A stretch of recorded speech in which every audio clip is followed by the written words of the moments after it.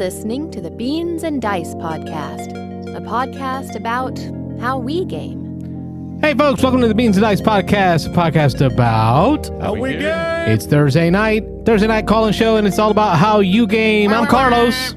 Rob. I'm Mike. Dan. And Wayne. There we go. We got it. Kind of. So excited to be here. Back to a full house again. Hyped. Woohoo! I just saw Dan in person. I made a trip out to Zephyr Hills. He had some shelving units in his Your Turn Cafe, the building that he was willing to give up for me. So thank you, Dan. Ran up there, scooped up a shelf. This way, folks.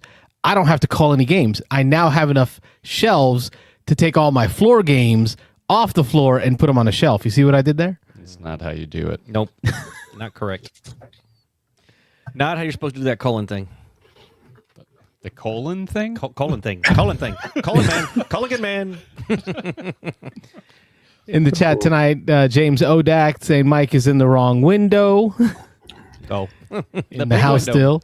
Instead of the little window. Mike in the house says Chester Wilson. Hey, shout out to Chester, too. Last week, he dropped a comment in there that I just did not get. He mentioned in his comment something about monkeys let loose, and I'm like, I have no idea what this guy's talking about. I'm not even gonna post it. Monkeys and As soon as we ended the chat in the show, I went and pulled up the news, and there was this whole thing about monkeys being let loose.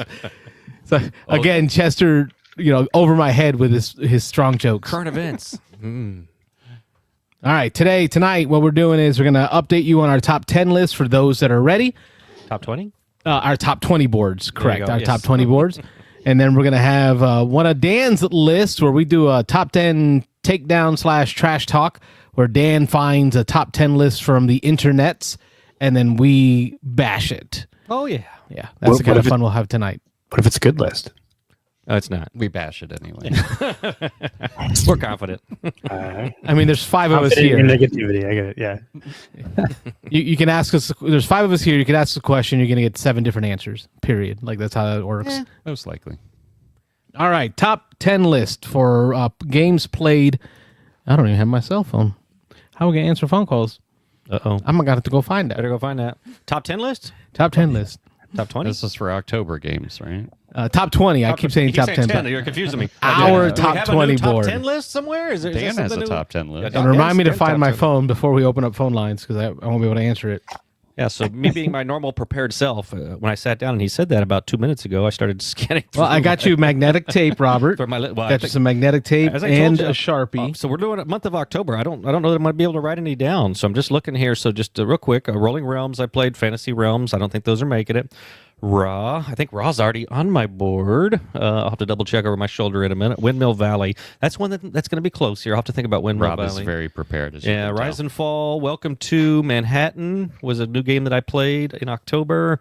Robo Trick was good, but I don't think it's making my top 20. How dare you? Lord of the Rings, and Duel for Middle Earth, and that was it for me. I played, 10 different games in October. Robotrick would definitely make my top 10 of 3-player only games, Okay. which I think there's only like 4 out Top there. 10 out of 3. maybe my top 10 Wow. trick takers, yeah. That's what my my list is about. 3-player games. Is Oh, it really? Heck yeah. No, it's Oh, not. wow. It's not. No, that was not.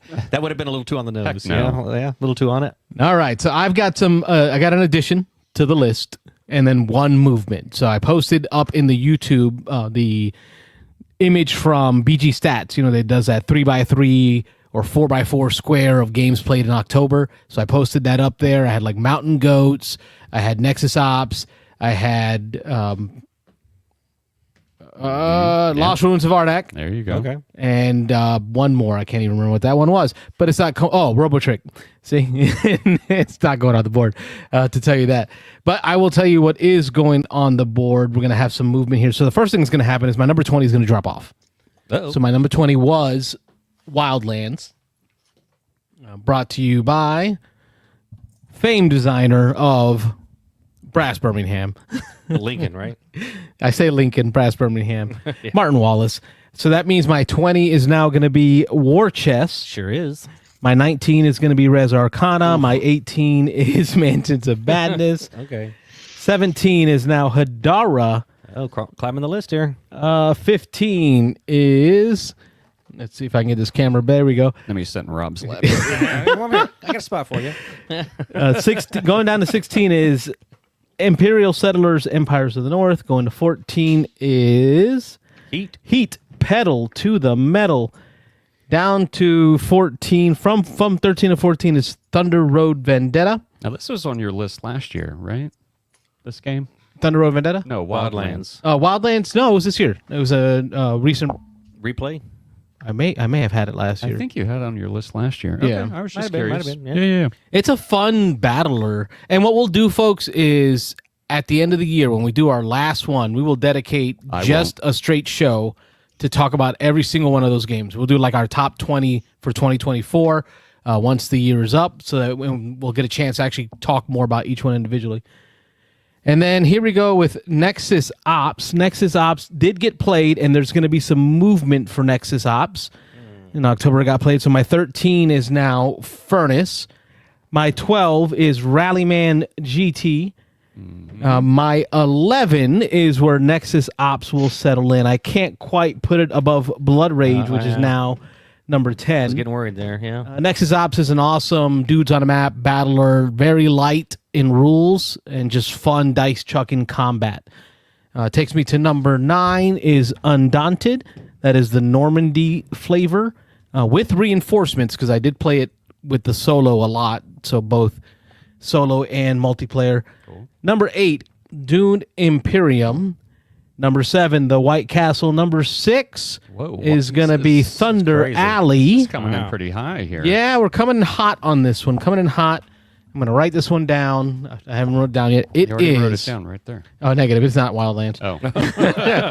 That's what I thought. I was like, Wildlands way up there? That's crazy.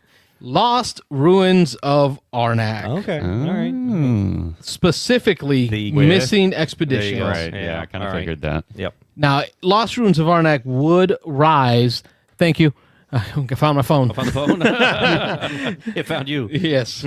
I'm glad wifey's here to keep things in check. Number 5 is going to be Lost Ruins of Arnak, specifically with the Missing Expeditions.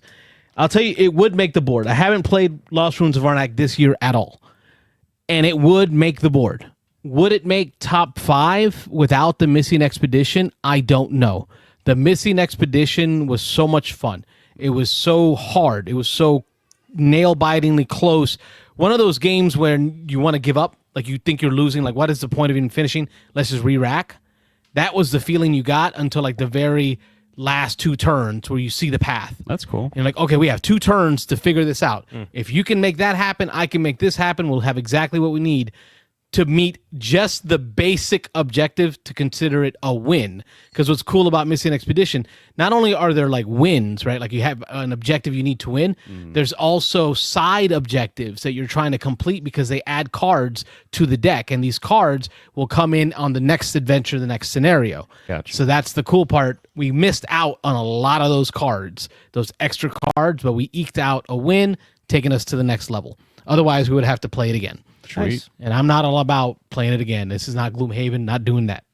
Nice. And then, so my number 4 is Ezra and Nehemiah. My number 3 is Concordia. My number 2, Castles of Burgundy. And my number 1 stays with Terraforming Mars. Those are my top 20 for October. Good As deal. Wildlands? What? It was at the 20. I took it off. It lost its place. I realized that about halfway through. Yeah, Michael's still confused. Yeah, I was confused too a little bit, but all right, I'm going to go back to mine real quick. Let's just knock this out. So I am going to put 2 on here, and I remembered when I was looking over my shoulder for Raw, I remember I had pulled it off and put it on the side because I think last time I did my board, it fell off the bottom of the board, but I knew I had just played it and that it was going to go back on. So Raw is here. The other one that I'm going to add is going to be Windmill Valley. I was actually really impressed by this game. Only played this one time. I talked I think it was 2 weeks ago. I talked about this one in quite a bit of detail. You're building you're customizing the gears that you have on your little personal player board, and you're spinning these gears as you allow water to flow through the dam area. And watch your mouth. Yeah, and they're matching up to allow you to do sometimes multiple actions as these gears line up, and then you're doing all these things on the main board. It's all about planting tulips and organizing, putting them in rows and nice pretty columns, and getting points depending on how you distribute them. So I was pretty impressed by this one. So both of these are going to sneak onto my board here. 3 out of 10. 3 out of 10. Yeah, it was okay. No. So the two that are coming off, number 20 right now is Terminus. That one's gone. And then Too Many Bones. Should have never been on the board in the first place, just saying. Yeah, well, it may not have been, but should have been. I got to play it again to see now. But that one's not aging well in my memory. But I do feel bad about Too Many Bones. Too Many Bones, if I play it again, it will certainly go back on the board. But it's just been a while since I played. And so I got to experience that one again. But I'm going to slide Return to Dark Tower down to 20. Thanks for the help, Carlos. I got Ethnos next. Ethnos is going to stay above Windmill Valley. Yes, I'm going to put Windmill Valley at 19. So it's going to sneak on my board at 19. It's another game. I need to play it again. I think it has a potential to raise up the board if I get it played again in the near future. But for right now, Windmill Valley. You were raving about this game a couple of weeks ago. I was, but it's up against classics now. We're getting late in the year. This is, we got Ethnos. That's true. We've got, Barcelona, which is a great game. Comic Hunters, Manhattan Project. These games that I've played several times. And so with one play, I think Windmill Valley coming in at 19 is not a bad thing. Making it on the board this late in the years, I think, is an achievement. Exactly. So, I agree. like I said, either one of these is going to be extremely high, but Ethnos is going to slide to 18, even though I still love me some Ethnos. I got to play it some more. Especially this new second edition. Yeah. Barcelona is going to slide to 17. Village is going to go to 16. We've got Comic Hunters down to 15. I hate seeing Comic Hunters slide, but yeah, that's going down to 15. Dan does not agree with that one. Dan does not agree. Yeah, I'm sorry, Dan. Well, Raw is going to come in right above Comic Hunters. I'm going to put Raw at 14, under Manhattan Project, above Comic Hunters. Just to the right of Michael's head. Right to the right. Yeah, right At the temple. So just the rest of my top 20 real quick. Darwin's Journey at 12. Still loving that game. I'm loving it on BGA. I'm playing that game over and over and over again on Board Game Arena. Res Arcana at 11. Underwater Cities at 10. Imperial Settlers, the OG, at number 9. Undaunted 8. Aquatica 7. Castles of Burgundy at 6. Destinies at 5. Still love that game. Tyrants of the Underdark at 4. Great game. Blood Rage at 3. Endeavor, Age of Sail, one of my all-time favorites. And then Dune, Uprising, Imperium, /, semicolon, whatever you want to call it. So there we go. That's my top 20 right now. From the studio, using magnets and metal boards, that's Carlos and Rob's top 20 list. All right, gentlemen, who's ready to... Wayne, how's your Excel spreadsheet looking? Empty. Pretty unchanged, yeah? I played 0 games in October. 0. Oh, yeah, well, you did have a very busy month. Yeah, you had a busy though. month. Yeah. Can't throw shade over there. Yeah. What about you, Dano? Any updates on maybe starting a 20 board? No, I'm not going to do that. No. Too late in the year for There you go. or It's Dan. it's good. Dan. Just No, That's it's true. He doesn't follow the pack. Dan does No. his own thing. Dan does what Dan does. I see Mike running through Mike's his furiously flipping through his phone here. his trying to- recent plays. I see a spreadsheet on there too. It's a Yeah. beautiful phone. What is this device you have there? S24 Ultra. That is nice. That's got to be new. I'm yeah. trying to figure out. Well, I'm going back and forth because I need to see what's actually on my list still, and then what I played. I think the only thing that I would add to this month, and I'm gonna have to go through it when I get home. Skyrise is gonna make my list this month. It was my first time. Skyrise was good. Yeah. I enjoyed it. I mean, it's pretty easy to teach, and it played fairly quick, even at full player count, and that's got some cool table presence. Skyrise and Tyrants is already on my list. There was one other game in here where I Take thought your time. there was. Yeah. I think Smartphone Inc. Was going to make my list. If I didn't mention it the last time I was here, I think I might have mentioned that one anyway. But anyway, That's a good one. those would be the two that are going to hit my list, and I'll figure out where the... Oh, and Federation. Federation yeah. I wasn't on my list yet, so... How? Federation's good. I don't know. How did that one miss? I don't get it to the table very often, so I think it was more BGA plays that I had this year. I think each time you've played it, you've hyped it up more. So like every time you get it to the table, I hear you hype it up more. They should be paying me royalties for Exactly. the number of sales that I've Selling some created. Federation. Yeah. That's a good game. I've only played it on BGA. I want to play it on tabletop just to experience that part of it. But yeah, it's great on BGA. I like it a lot. I would, yeah. Just stick with BGA. Yeah, the BGA is enough. Yeah. Have you played Same it? as Darwin's Journey. Just stay on BGA yeah, with that. Yeah, yeah, that's a good one. Yeah. it does everything for you. So that's the nice thing about it. I played Federation a bunch on BGA as well. I don't think I need to own it. Yeah. Nope. Well, it's kind of like I do have a gaming group that does enjoy it, but how many other people am I going to be playing it with? Not very many. Yeah. I don't see it hitting the table very often. But there are those games that you play on BGA where you go, okay, I want the physical copy because it'll get a lot of play, and then there are games you play on BGA and you go, I like this game, but I don't know if I'm ever going to get it to the table, so do I really need to own it? Right, for sure. Well, that gets us pretty quickly done with our top 20s. Top 20 boards are updated.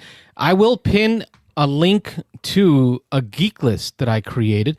I want to give a shout out to my man, James Odak, who told me about how to do a geek list on BGG, on Board Game Geek. So I made a geek list of my top 20, and I'm going to update that each month with the update. So it'll be a living document that'll be updated monthly. And hopefully, now that I know how to do that for 2025, from the beginning of the year on, you'll be able to keep up with my top 20. And I'll help Rob do the same. Yeah. So that y'all can see, and then hopefully Mike and Wayne and Dan, when he decides to participate, can update a geek list as well. Carlos can teach me to do it. Anybody can do it.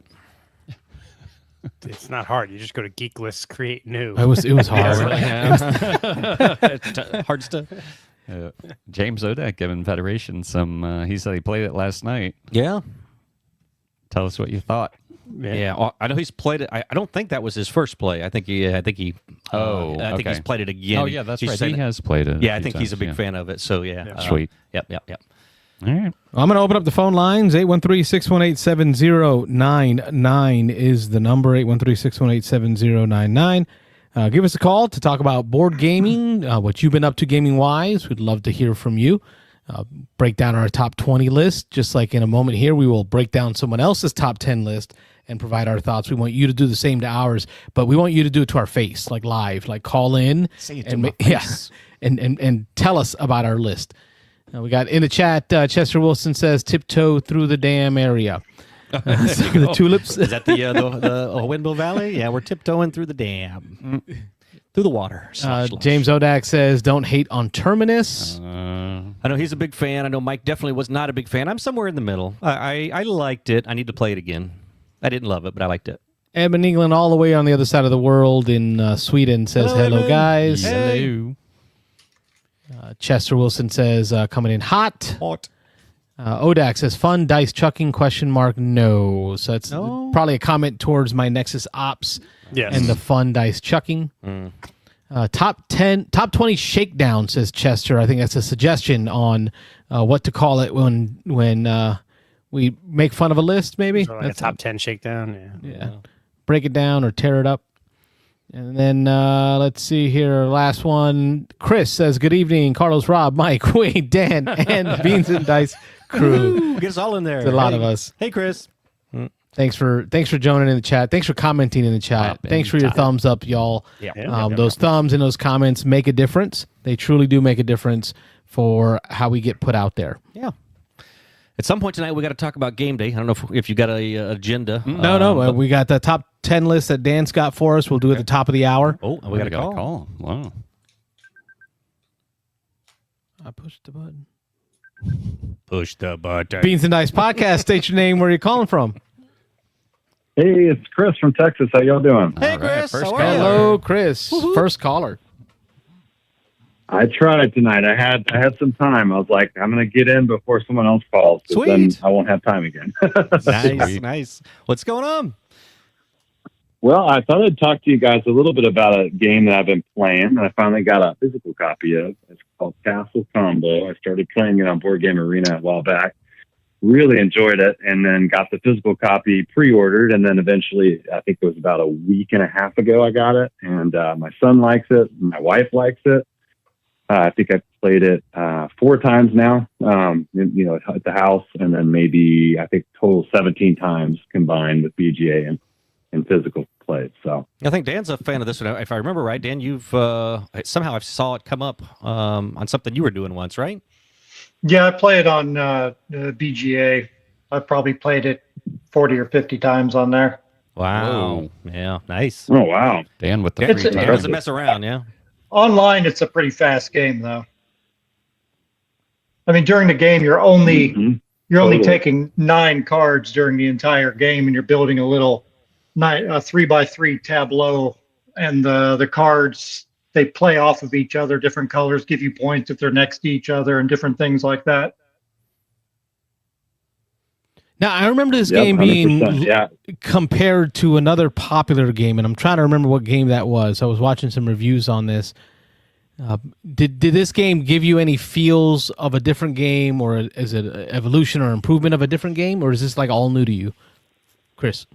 It was new to me, but I know what you're talking about. I have seen other people talk about a game. I know Sam Healy, he on his channel, the guy that's on his channel, I'm trying to remember how I'm drawing a blank on his name, but Joe the guy that or he's always something? with I can't in the remember. videos. The bearded fellow. He actually has that on one of his top 10 lists. He has a game that's similar. But I don't like the artwork as much. I saw it. I like the artwork better in this one. So even if all things were equal, I like the artwork better in this one. Okay. Well, what do you like about this game? What makes it interesting? Well, every game plays differently because you're not going to go through the whole deck of cards. There's 2 decks of cards. You have your nobility and your serf, decks basically, and you're going to see different combinations of cards come out. You're not going to see all the cards, and so your strategy is going to be different every game. I mean, it's going to be similar as far as your, positioning cards where they score the most points, but then you're forward planning because you're not going to know the cards you're going to get in the future, because you only can see 6 cards at a time that are all face up. And you only really have a choice between those 6 cards initially. Now, you can't even choose the 6. You only get a choice of 3 cards unless you use what's called a key in the game. The key lets you switch back and forth between either the nobility deck or the serf deck. And keys are also worth 1 victory point at the end of the game. So you don't want to spend all your keys necessarily because they're also worth points. You're spending points essentially to move around. And you can also clear out a column to get rid of 3 cards and then draw 3 more. So you have some options there on what you draw, but it's still limited. So I like the fact that you have some choice, but you only have so much choice, and then you just have to make do with what you have and make the best of it. And I think that it's a good little puzzle to solve every game. It always plays a little differently.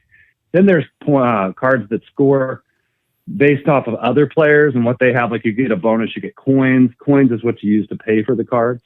You get coins based on what other players have. You'll get keys based on what other players have. So there's ways to get more coins back. There's ways to get more keys. And it's just a neat puzzle every game, figuring out how to maximize your points. Try not to run out of coins, and then hopefully not run out of keys, because if you run out of keys, then your options are more limited. So I think that's in a nutshell what I like about it, and it's actually easy to teach. Well, how much luck is there in this game? I mean, it sounds like if you're just building a 3x3, you don't have a whole lot of turns. You don't have a lot of chances to put stuff down there. How much does it depend just on what kind of comes up? Well, it's definitely some luck there because you only have 6 cards that you can see. But I will say that very rarely is there a bad option. Usually you have a good option. It may not be the best option in the game because certain cards, based off of what you already have, will score more. Like, I'll give you an example. So they have some cards that will give you 10 points for that card if you don't have a shield of a certain color. So that the different cards have these shields on them, and with to have 5 different colors. And if you manage to not get, say, yellow shields the whole game, this card scores you 10 points at the end of the game. And there's 1 of every color of that. So if you're able to get 3 of those cards, if it happens, like you said, luck, maybe you can get 2 or 3 of those. That's 10 points each. So that could be up to 30 points if you get 3 of those. But then you can't take other cards. So it all plays differently. But yeah, there's definitely some chance. But you make do, and everybody has the same cards available to them. So there's luck on what comes out, but everyone's dealing with the same set of cards.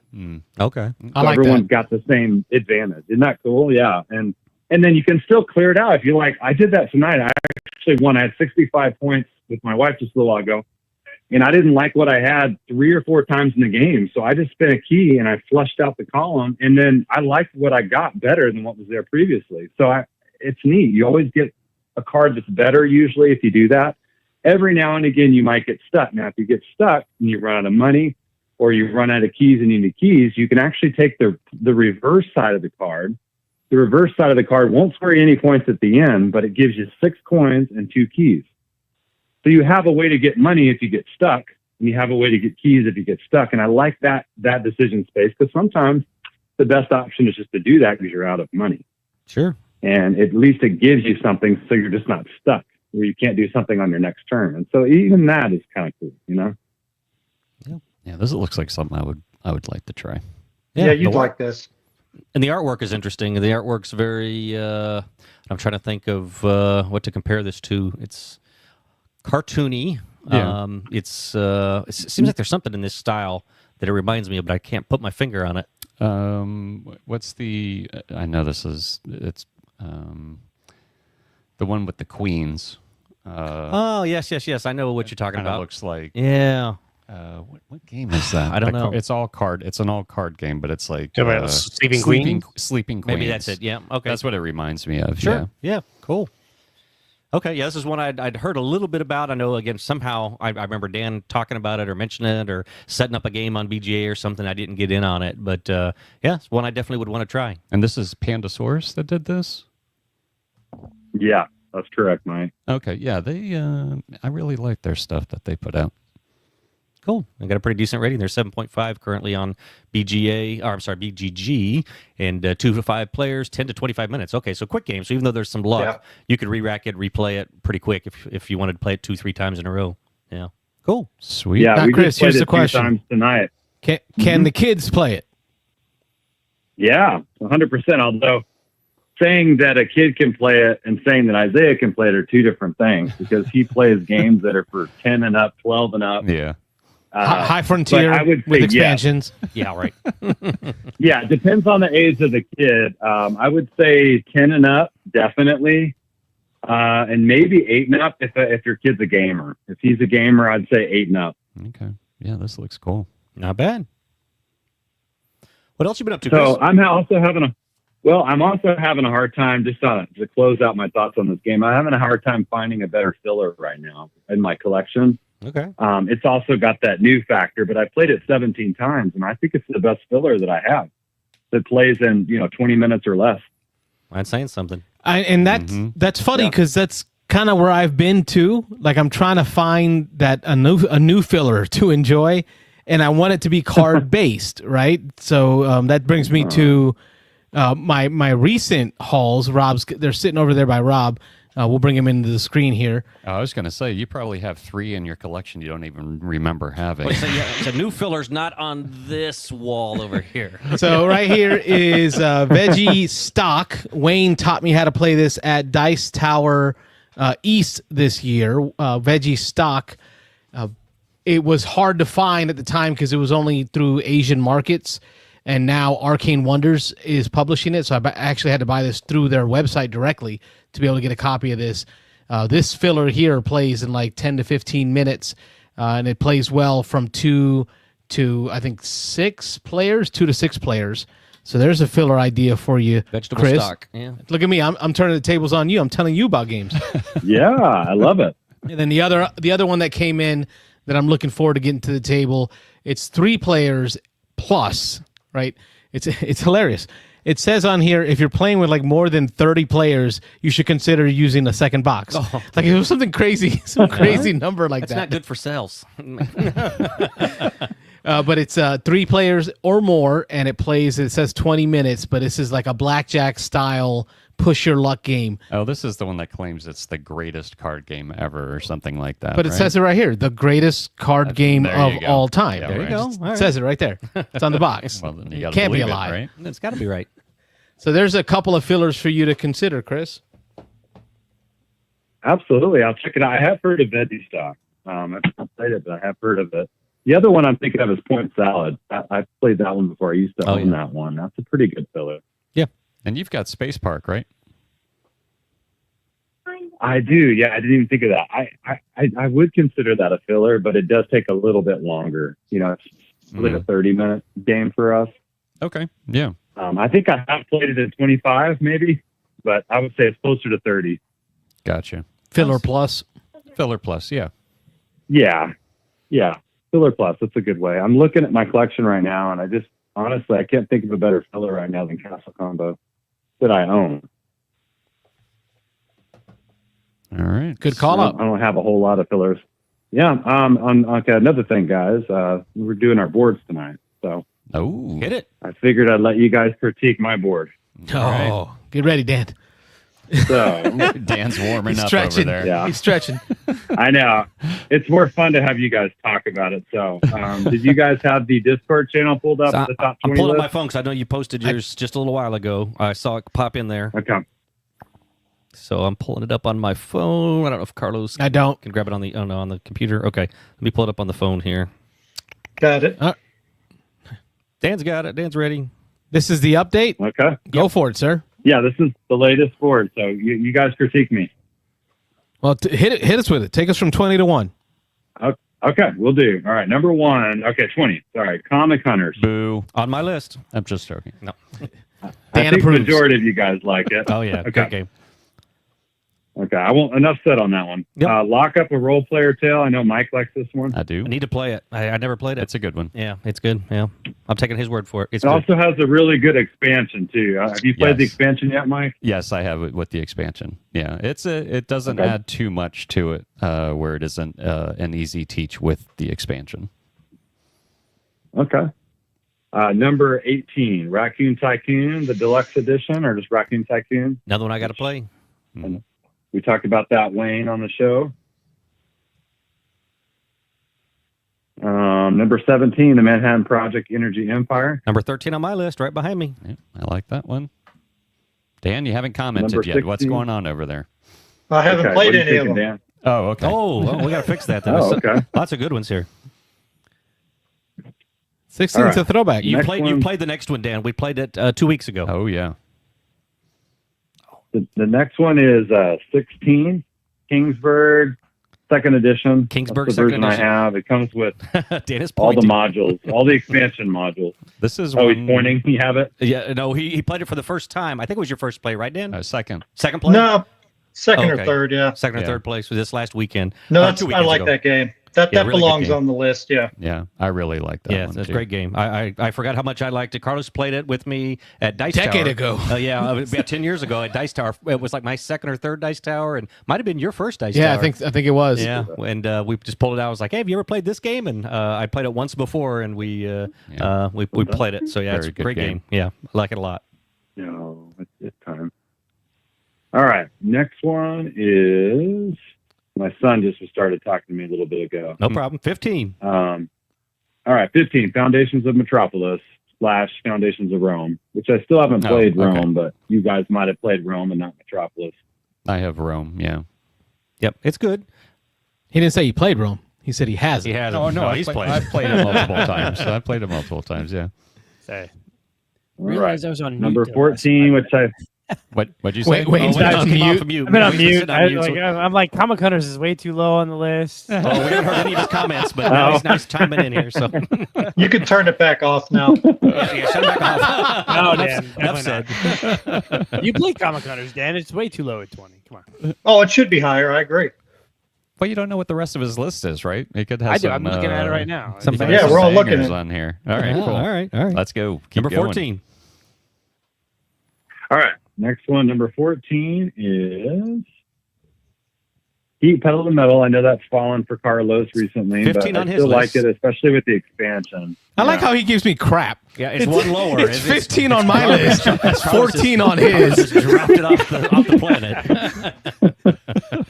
It's more fun that way, right? Yeah, exactly. Yes, it is. And Keep it it going. shows that I care, right, Carlos? I care. I mean, I care about you. That's I amazing. care about the games you enjoy.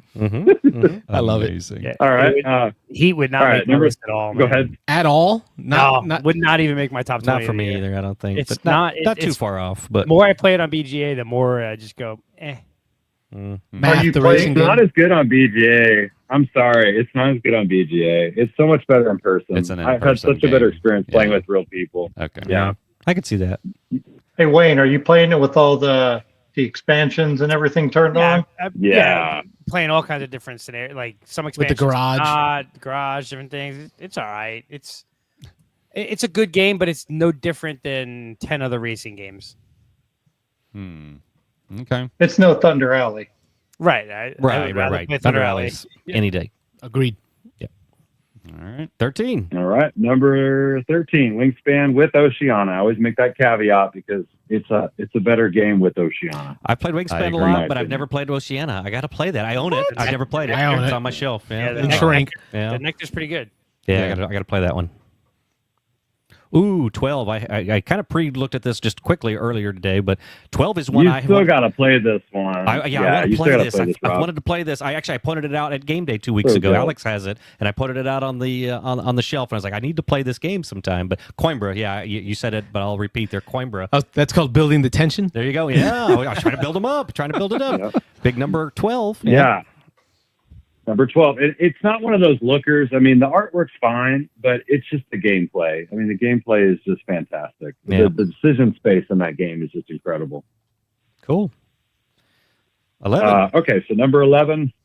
This is one that I don't think anybody's played still, but it is a very good game. It's a Euro game, Reavers of Midgard. It's the Euro version of Champions of Midgard. Mike More shaking the his Euro-y head. side. I've played it once, and that was all it took for me to get rid of it. Oh, It wasn't I for me. understand. I've never played it. I think What I like is the Race for Galaxy thing where everybody gets to take the same action. I just love that. Oh, like the Puerto Rico, yeah. style follow. Yeah, I like that. Okay. I've never played that in a Euro game before. I mean, I don't call I know Race for Galaxy is sort of a Euro, but this is like a standard Euro game with the board. And you have that where everybody follows, and then you get bonus actions, like the second person who follows them gets like a bonus. And I just like the interaction with the turns. That's what really does it for me. Nice. All right, top 10. All right, next one is Wrath of Wistar. Still haven't played this one. People seem to be really divided on this one. When it first came out, I heard a lot of good stuff, and then I heard a lot of bad stuff, and then recently I'm hearing, again, it's one of those games that you either really like it or you really don't. So I don't know what it is. I haven't played it yet, but I want to try it. Wayne, oh no, this is, I was thinking of Nope, it's First Rat. Yeah. Oh, no, Yeah, yeah, okay, no. yeah. This is Rats of Wistar. This is a Euro. Yeah, still haven't played this one. It looks interesting, though. I'm almost positive that Rob would really enjoy this game. Almost positive. Okay. Nice. I need to play I it. know Rob's kind of taste. Yeah, I think you would really like it. It's a very tight Euro game, Uh-huh. and the action selection with the wheel that's rotating, it changes things up on the board constantly, is really cool, like Zulkin style. Rob's gonna have to sit down. He's getting excited. Yeah. Well, stand up. I am standing up. You can't He tell can't me. stand up right now if you know what I mean. I'm that short. But anyway. Not one that last pocket, joke, but- Mike. I think you guys would. I think some of you guys would like this. I don't know about Carlos. I don't know because Carlos isn't as big on the heavier Euros sometimes. Yeah. But I think Rob and Wayne, and I think actually Rob, Wayne, and Mike would like it. Especially, I don't know, Wayne. I'm trying to think. What are some heavy Euros that you like, Wayne? Brass, Castles Like on the Burgundy. heavier. Yeah. Oh yeah, then you would like it. If you like Castles of Burgundy, I think you'd like it. Nice. All right. Number 9. All right. Number 9 is Apiary. And I have the expansion now too, which has a lot of cool extras. I so want to play this game. Do you have this game? No. We played Nick Oben's copy. It's good. Uh-huh. I played, it's I played okay. it was okay. yesterday. It was okay. Yeah. It was good. It was good. It was good. Yeah. I watched the video today of good. Above Board. 2 out of 10. Above Board Games played it at a farm in Beehive, California right? Yeah. while covered in bees. Oh, I did see There that. you go. No bee suits, just shirts. That's it, just a shirt. Jamie sent Covered an in email bees. out with something like that. Yes, Jamie's email had a link to I it. saw that. Yeah. Yeah, that's yeah, no, Pretty I'm good. extreme. Yeah. Yeah, Number I played 8. it for the. What? Go ahead, Dan. I was gonna All say right. I played Number 8. Apiary. Oh, Go ahead, Dan. Yeah. yeah, I played Apiary for the first time yesterday when I went to the Gamers Guild. What'd you think? I think it would be really good on BGA. Okay. Too fiddly. Little fiddly. Yeah. Too fiddly and too slow. Yeah. Yeah. Slow. Slow was. Yeah. I agree. It was kind of slow. Yeah, it was a little slow. It has some good mechanics. I like the idea of when you place the bee and it gets kicked out, it gets better, right? So I like Yeah. that. So like Yeah. I got kicked out of my spot, but I got a reward for getting kicked out of the spot. So it's kind of cool. I like that. Okay, cool. Number 8. And the other thing too, Wayne, is when your bee gets to a certain level, gets to 4 or whatever, he gets a superpower action that only a 4-level worker can get, and all the spots have the superpower action. That's really satisfying. And then lastly, they hibernate after 4, and then they go to this majority scoring area where you're fighting for control of this board for majority scoring, and you get more points that way too. I think that's really interesting. So. Cool. All right, number 8, Raiders of the North Sea, and I always put the caveat with Hall of Heroes expansion. You could have Fields of Fame in there as well, but I really like Halls of Heroes. It opens the game up, gives you more decision space, gives you more ways to score points. Okay. Adds the mead, so you can use mead as power, so that when you're raiding, you can beef up your guys. It's just temporary. You spend it, but it beefs up your power, so it's just easier to raid with that. And it also opens up the board a little bit. You have more spots to go to. This is a big fan. I love this one. This is probably my favorite of the Shem Phillips games. Really? It's probably my least. I think this is when I stopped playing Shem. I played this, and I was like, I'm never playing his games again. Wow, dude. Killed it. That's because you didn't play the base Ezra game Nehemiah. by itself. They threw in all the expansions. Oh, I they remember threw I heard everything your in. bad It experience. was rough. And that's not good for your first play. No, it's not. That's not good for your Sweetie, first that was play. at But Carlos, Escape you Winter. like because you're playing Ezra Nehemiah. So Well, since then. Yeah. Since There's then. always a caveat. I said, I'm There's never always a playing caveat. and then he made Ezra I guess Shem's Nehemiah. the guy until he does a bunch of religious games, then I'm all in. You know me, Wayne. Number 7. Number 7, Marvel Champions. Number Card 6. Oh man, Number you, 6, breezed Everdell right with over that New one. Nobody's going to fight him on Marvel Champions. I think everyone here Yeah. that has played it Yeah. or a style of game from Fantasy Flight Games in that style, aka Arkham, Horror the card game or the Lord of the Rings, right? They're all very similar structure, just different theme with twist. Dan shakes his head at me. With a twist. No, Arkham Horror is definitely a lot more complex than Marvel Champions. Definitely. Yeah. Yeah.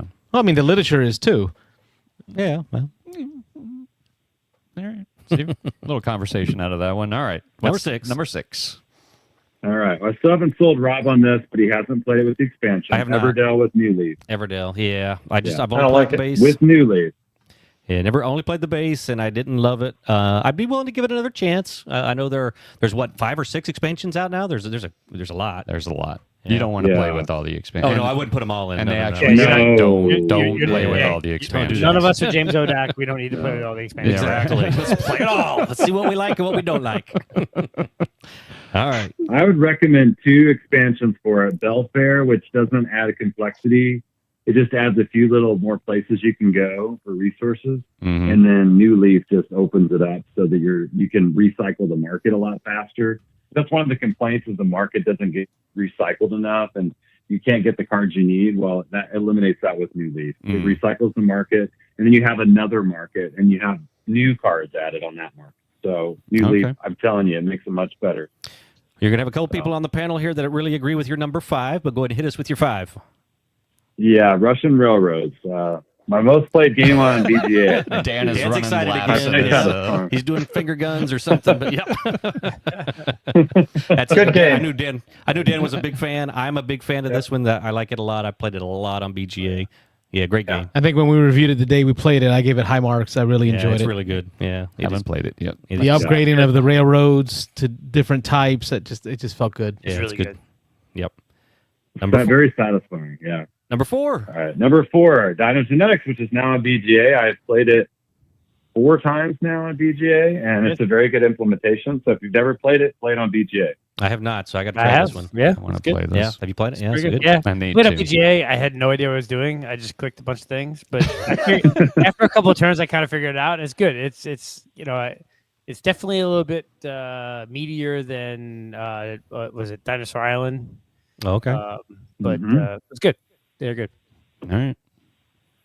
Top And 3. they're actually coming out with a new expansion, by the way, that was on GameFound that adds new dinosaurs, which I'm really excited about because the way they operate is completely different. They're adding all these new dinosaurs to it. And I think So, BG yeah, Potato in our Discord is hot and heavy over this Oh one. yeah. Yeah, I Always think chiming that's in. what Yeah. I played it with on BGA. Yeah. Oh, okay. Nice.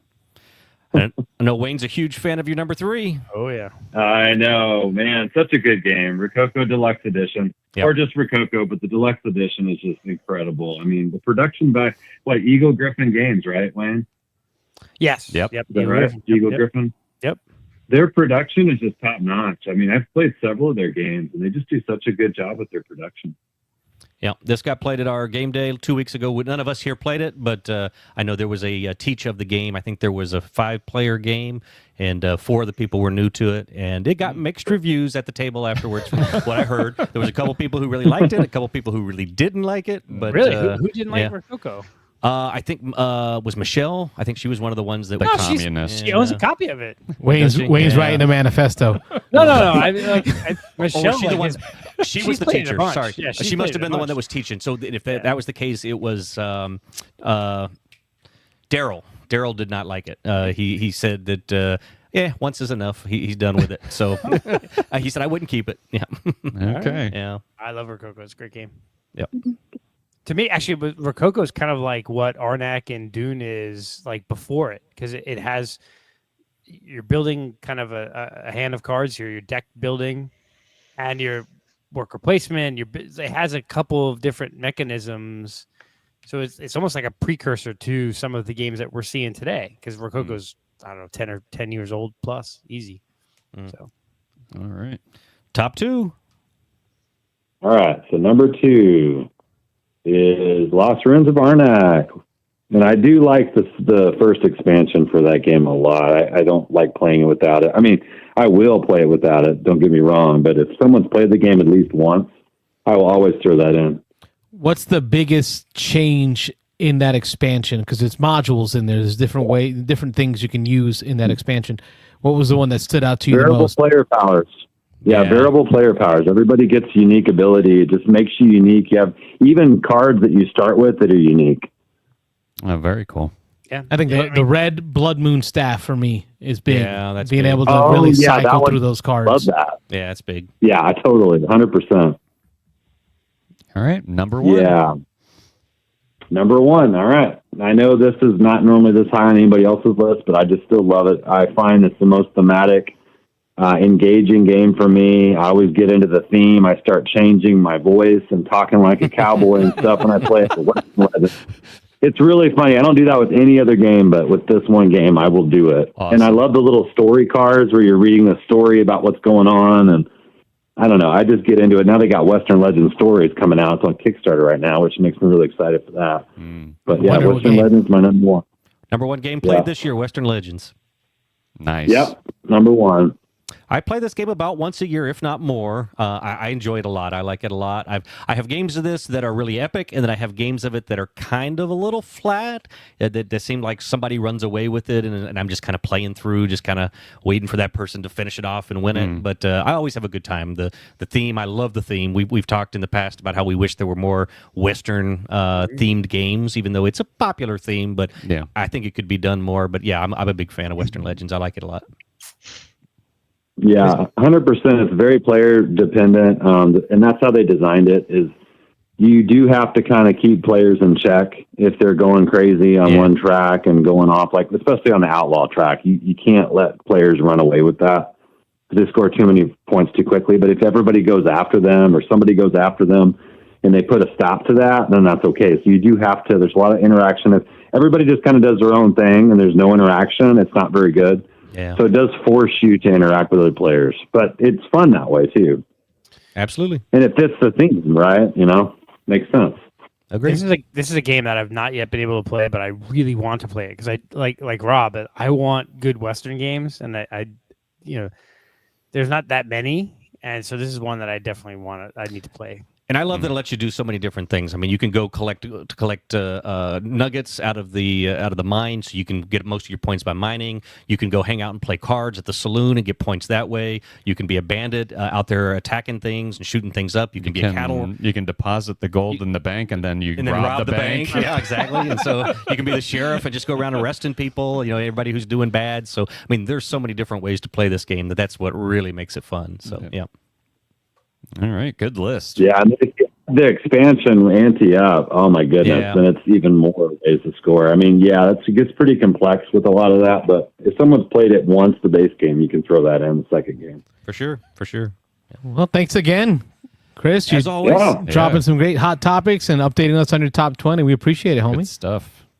It's my pleasure, and my son wants to plug something here. He wants to tell you something. I think he's gearing this towards the kids, the dads here, and who have younger children like Wayne and Carlos, probably in particular here. Go ahead. Go to it. So, all right, Isaiah. Here you go.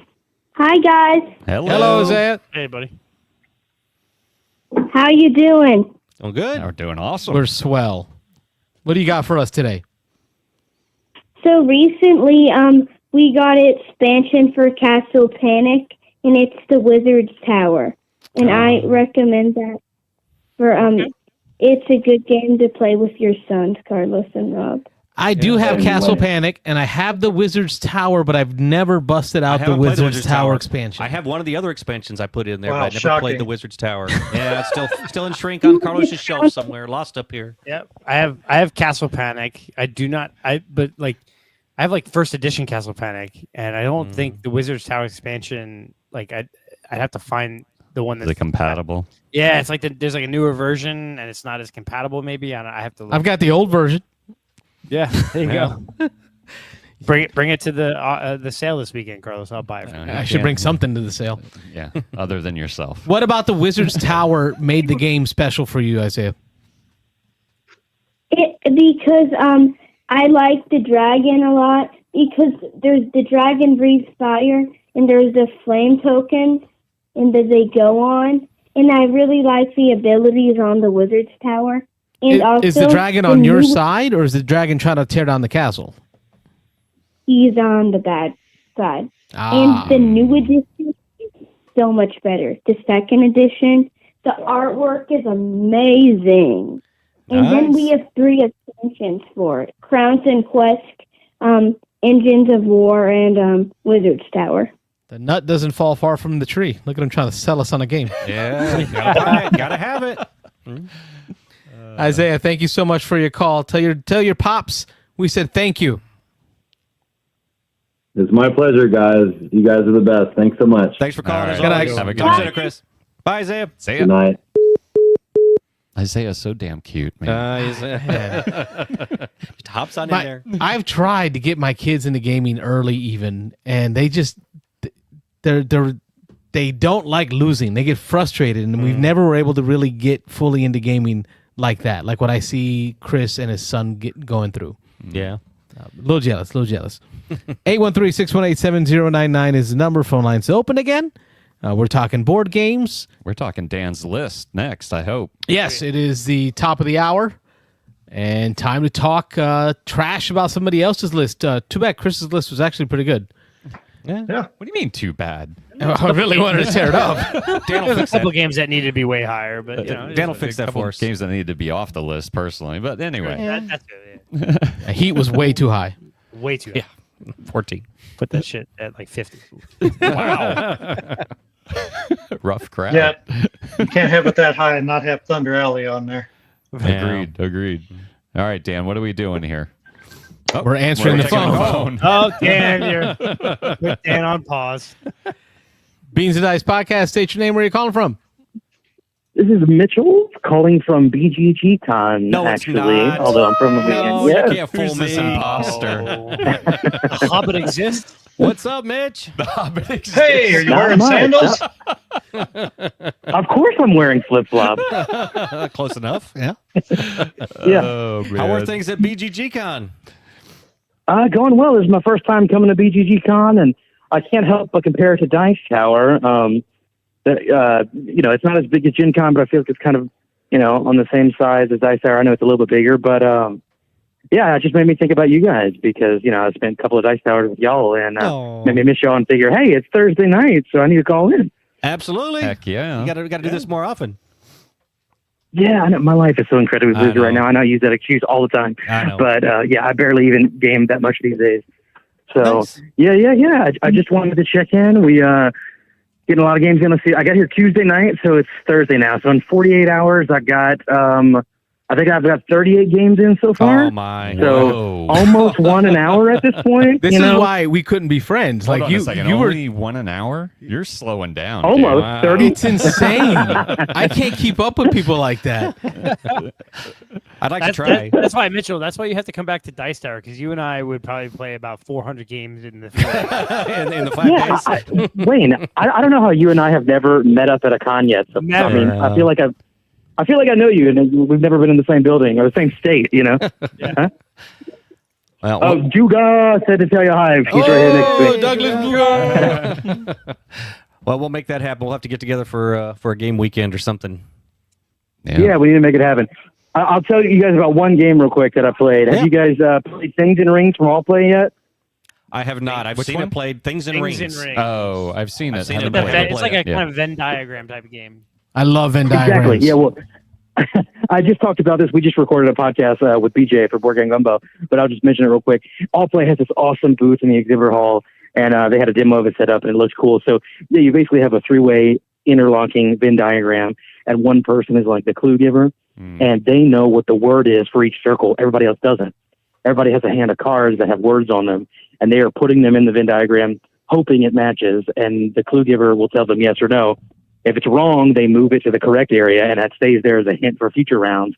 And it's the first one to get 5 right. Super simple, fun party game. It's like it causes so many fights, which was awesome. Me and BJ were joking whenever I was a clue giver. One time, one of my words was useful, and he played the word taco, and he didn't put it in the useful circle, so I moved it. And at the end of the game, he was like, "Tacos aren't useful." Oh, they're useful. They're definitely useful. Them fighting words. Yeah.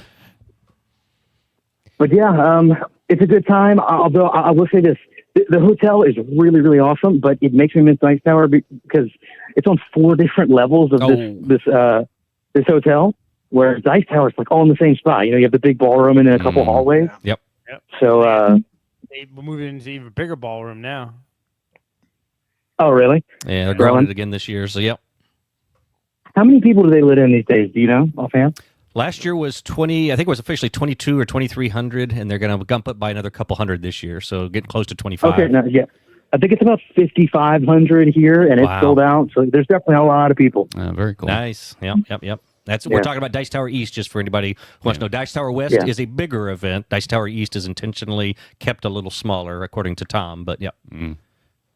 Yeah. But let me go because you guys are making me lose my KD ratio on games per hour. It's great to hear your voice. Always great to hear from you, man. man. We haven't spoken Ditto. in like a year, dude. Come on. And there was that year we did all those podcasts back to back. That was great times. Good old days. Good old days. I'm not exaggerating. It's been, with the exception of a couple weeks, for over a year, I've either been directing or in a show nonstop. Yeah. So I believe it. I really got hooked up with you guys during COVID whenever there was no theater happening. And now that theater is happening again, you guys are falling by the wayside. Whatever. So You know your called place in and trash. said you did a show with BJ Gumbo. Whatever, man. You're lying. Dan's Yeah, crying. we're doing a show here at the con. That's a little different. Oh, okay. All right. All right. Yeah. You get a pass. Well, good to hear y'all voices. Hopefully we can connect again soon. But just wanted to check in and report in. Have any of you guys been to BGECon before? No, I'm curious. I've been asking folks who have gone. I was almost going to go. Yeah, I'm going to this go year. sometime. I was thinking about driving, but and since you've there's no done way I could both, do it. Mitch, when you get done, or once Yeah, we once can you're done compare with the 'em. con, kind of give us that breakdown either in the Discord or call in and just give us the comparison. Yeah. Yeah, I'll try to maybe call in next week if I can, and we can, or we could do a short podcast or something if y'all want to compare the two. That'd be interesting. Yeah. Yeah. There you go. BGG Dice Tower East comparison. Sweet. Have fun. Yeah, sounds good. Play All right, games. thanks, guys. All right, brother. Nice to hear y'all. Thanks for calling, Mitchell. See you around. Bye. That was a That was pleasant great to hear from surprise. Mitchell. In the Yeah, past, it's been a man. little while. All right, Dan. All right, back to you, Dan. We got to get this in here. You're getting all excited. All right. So we got a top 10 list from the website Roll to Review. The author of it was David Norris. This list came out on January of 2020 Oh, because we're going back. yes. Well, Okay, Marty.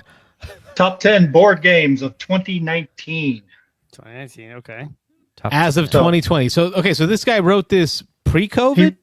He wrote it before, right when it was starting. Yeah. Okay. That's a different mindset. All right. So what's the list? Top 10 top best board games of 2019, and this is according to Board Game Geek stats back in 2019. If Res Arcana is not on this list, I'm about Was to that a throw 2019 down. release? Oh, it's got to be. Yeah. Then. All right. Let's hear it. All right. Before we get into the top 10, they gave us 4 honorable mentions to talk about. Okay. So the first one is a game that came in at so what? Let me back up. What I'm going to do is I'm going to tell you where it is ranked now compared to back then. Okay. Back to the Future. Right. So you got games released in 2019. Okay, got it. 2019. So now this game is ranked 101. This is just one of the honorable mentions. It's a game called Scout. Okay. That belongs on there. Yeah. I like Scout. Came out in 20? Isn't that a 19? small card game? Yes. it is. Yeah. Oink. Okay. It's a card shatter. game. Yep, Yeah. Yep. 101. Yep. All right. Another one of the honorable mentions. It's now currently 163. Is It's a Wonderful World. Great That's a good game. one. We So talked we talked about it last week. Yeah, that's a good one. Yep. The third honorable mention, which is ranked at 150th now, is Parks. Yep. Parks Good is a good game. That's a Yeah. really good one. I like that And one. the last honorable mention before we get into the top 10, now it's 158, is Res Arcana. Oh, Mike's not liking That's that. an honorable mention? Not liking Yeah, that. I just pulled up the BGG rankings for 2019, so I got them in How order the here. hell? Let's see. Yeah, I was gonna say guess, but we have somebody cheating already, so there's I'm no cheating point. right here. No. Res Arcana, 11 on my list right now, 19 on Carlos's list for this good. year. Res Arcana's Top pretty games good. played this year. Yeah. All right, so back in 2019, All right. number 10, which is now number 103, is Tainted Grail: The Fall of Avalon. Okay. Never It played fell. It fell. Yeah. That taint didn't last long. Whoa. Yeah. I never So- played it. Ta- Yeah. Tainted that Grail. Yeah. The Tainted Grail did not last long. There was a lot of love for that game, Hey, There's a lot of love for but that taint. I think there was a review, from Ethka, and he kind of bashed it a bit. Yeah, the newer one, Kings of Ruin, supposedly fixed a lot Fixed of the the stuff. issues with. That's something you don't want to hear from a few $100 Yeah. mega Kickstarter. Yeah, I'm excited to see this list though because I was just scrolling through all the games that came out in 2019. There's a lot of freaking really good games. Yeah. All But- right. I mean, even if it got a bad review, this is 5 years later, and it's almost still in the top 100. Yeah. Yeah, that's impressive. Yep. Number 9, now number 76, is The Crew: Quest for Planet 9. Yeah.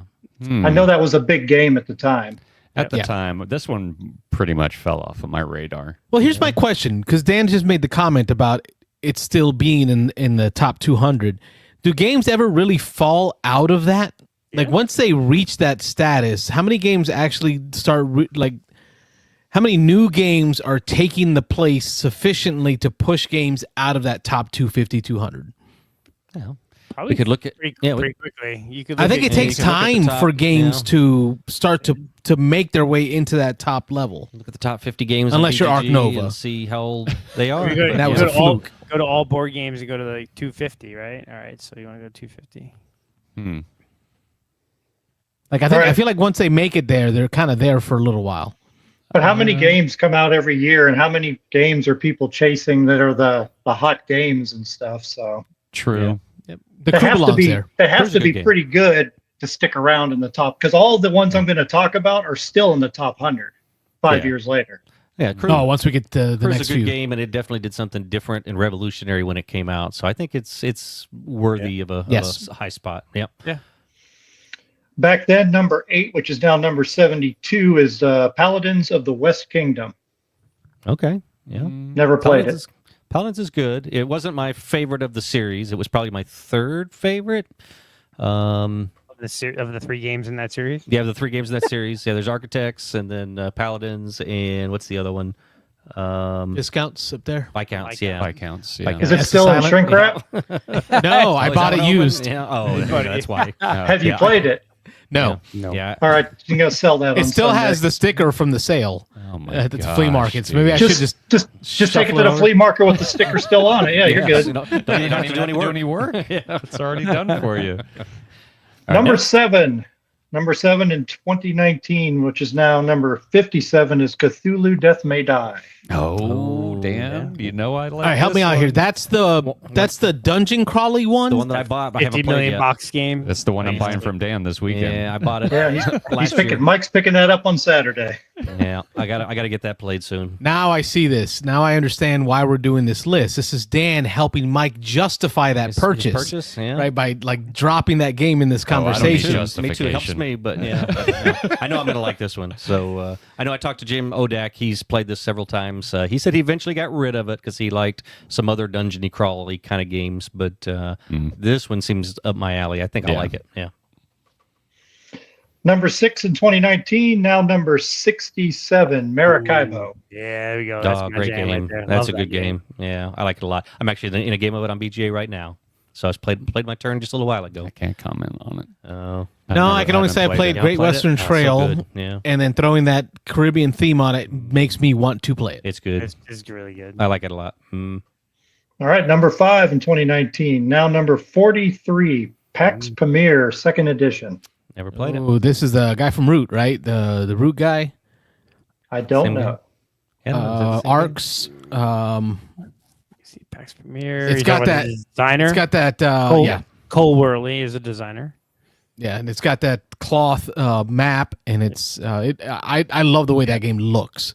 Arcs, John Company, Never played it. Oath, PAX Premier. Yeah. Oath. Oath. Yep, Okay. Root. Mm. Root. Oath, Root, Arcs. Yeah. They're all the same kind of theme. Very asymmetric. Yeah. All right, back then number 4, now number 41 is Marvel Champions, the card game. Good game. This one kind of fell off my list, though, off my radar. I've only played it once. I thought it was good, but it was no Arkham Horror for me. So yeah, Arkham was No.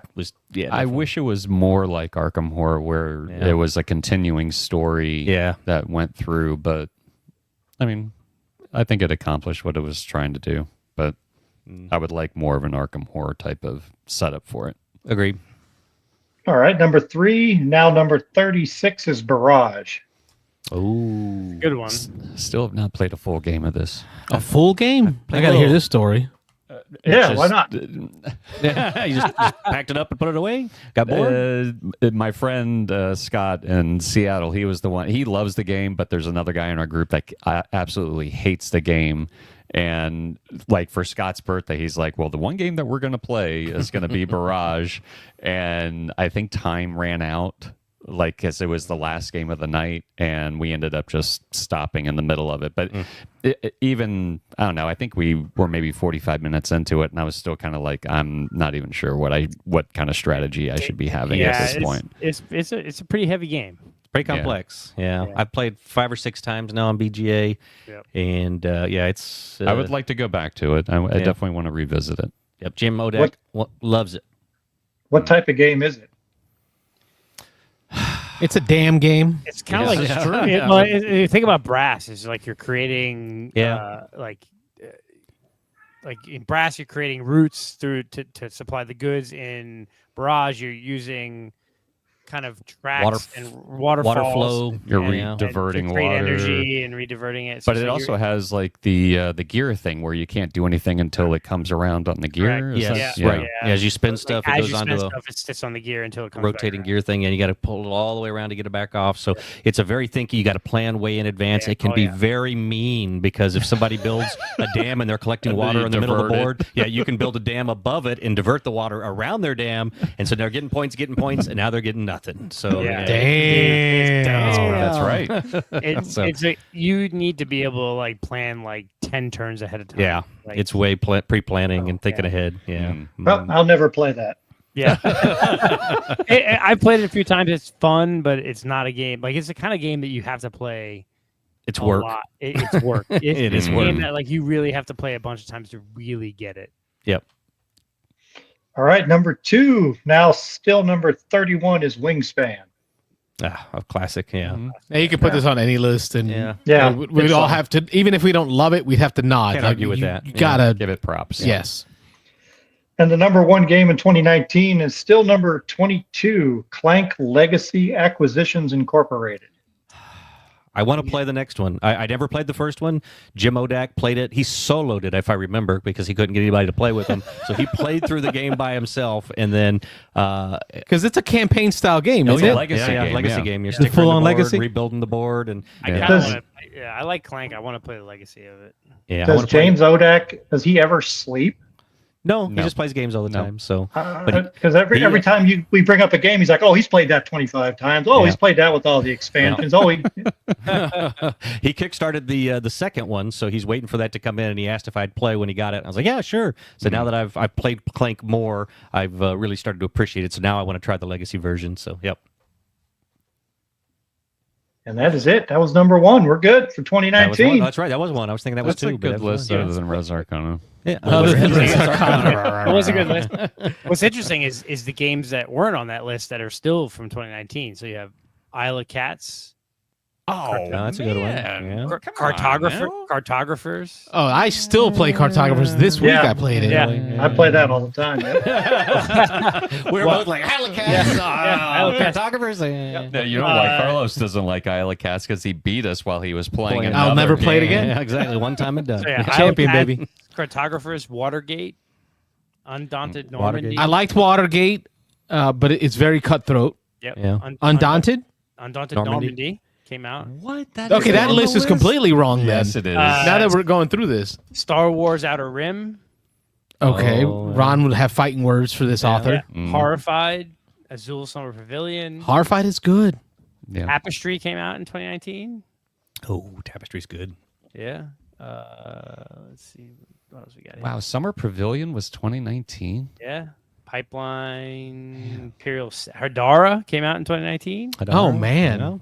I still that's got This guy multiple doesn't plays know this what the year. hell he's talking about. Aquatica came out in Oh, 2019. Aquatica. I love Aquatica. Point Salad came out. Draftosaurus. That's a staple. That's a staple. Raptosaurus I like a lot. Detective Yeah. City of Angels. That was fun. Oh, The hammer, Yeah. Looks like Disney Chisel. Villainous just The came out in Chisel. 2019. the chisel. the hammer and sound right, chisel. but I couldn't remember chisel, so let's just go with hammer. Sure. Hammer time. Mike Circadian's The First Light came out. First Light. Oh, that's a good one. Yeah. I like that one. Yeah. This We can't really blame the author for it because it was just No. data compiled by Board Game Geek. Is it Oh, right? I'm blaming There's it. a lot of Dynogenics actually came out in 2019. We just talked about that recently. Right? Yeah. I mean, there's really a lot of good games that came out in 2019. Yeah, definitely. For sure. Good game. Yeah, I totally forgot half of those. That list was really pretty good. And the list like that came out in 2020, 4 years later, all of those games are still in that top 10 as far as BGG rankings. So they've held up. But there's a bunch of games just below it that all are great games. That's a good year. Nice. Cool. All right. Well, I don't know. I won't say that's a bad list. It was an okay list. Yeah. I can't knock it as bad as the first list. It was. It was crap. just data. I mean, what are you going to do? Yeah. Yell at it? Yes. Yell at the data. Yeah. Yes. Shake a fist. Yeah. Star Trek. Yell at data. Yell at data. All right. So that gets us through the top 10 teardown. Hopefully Dan will find some additional lists out there on the intertube. So when he joins us, we Oh, get a I got chance- lots of. I got tons of them ready to go. So don't worry. My man. Awesome. We talked a little bit about our top 20 board, took a couple phone calls. Let's go through with our recent plays. Yeah, we're gonna go to game day, so recent on the table Oh, yeah. plays. We got to talk about We started the about game day, but we can roll that in with recent plays. So Well, that is recent plays. yeah, So- we were specifically going to get into game day and who all was there and the good times that were had, but that all goes together. So yeah. Anyway, Dale. yeah. All right. Well, so I'll jump in there then. So we had 2 weekends ago, we played. We got together at Alex Whitman's house. Second time he's hosted us for the second Saturday, although this one happened to be first Saturday because I couldn't make the second Saturday. But we did it at Alex's. He hosted us again. He changed the entire game day just to fit your whims. Absolutely. Great guy. So we did it. We had about, I want to say, it was over 20. I counted at one point. So it was 20, 25 people maybe there playing games. Alex had his whole house decked out. He must have had, I don't know, what do y'all say, about 8, 9, 10 different tables set up for us throughout his house. At least. Yeah, different rooms. It seemed like, yeah, maybe more than that. And we had a great turnout. Dan was there. Mike was there. Muhammad made it out. Yeah, we had, I mentioned several other people, Daryl, Michelle,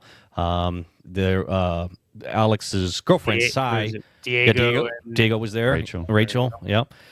Cy, his girlfriend, works at University of South Florida, USF, and so she invited some of the other professors over, and so they came over, and they were new to gaming, and so they played some good lighter, quicker fare, and then we played some heavy stuff. So I'm going to hit what I played. I think as a group, Dan and I and Mike and Muhammad played most of the same games while we were there. But I'm just going to go through them real quick here. So Nikosu Dice, Mike taught us Nikosu Dice. And actually, I'll let you explain this again. You've talked about it before, Mike. But just run us through that one again. Yeah, so Nikosu Dice is it's a trick taker with cards and dice. So there's 5 suits. Everybody and dice are like in a bag. So and the colored dice match the colors of the suits. Everybody draws one die out of. Is it one die or 2 die? I can't remember. Everybody blindly draws a die out of the bag, rolls it, and then the rest of the dice are rolled. There's one, I think, yeah. And then there's like a drafting phase. This is after you've dealt the cards. So as you're collecting your dice, you can, as you're playing the game, you can play dice as your card, as if it was a card in your hand.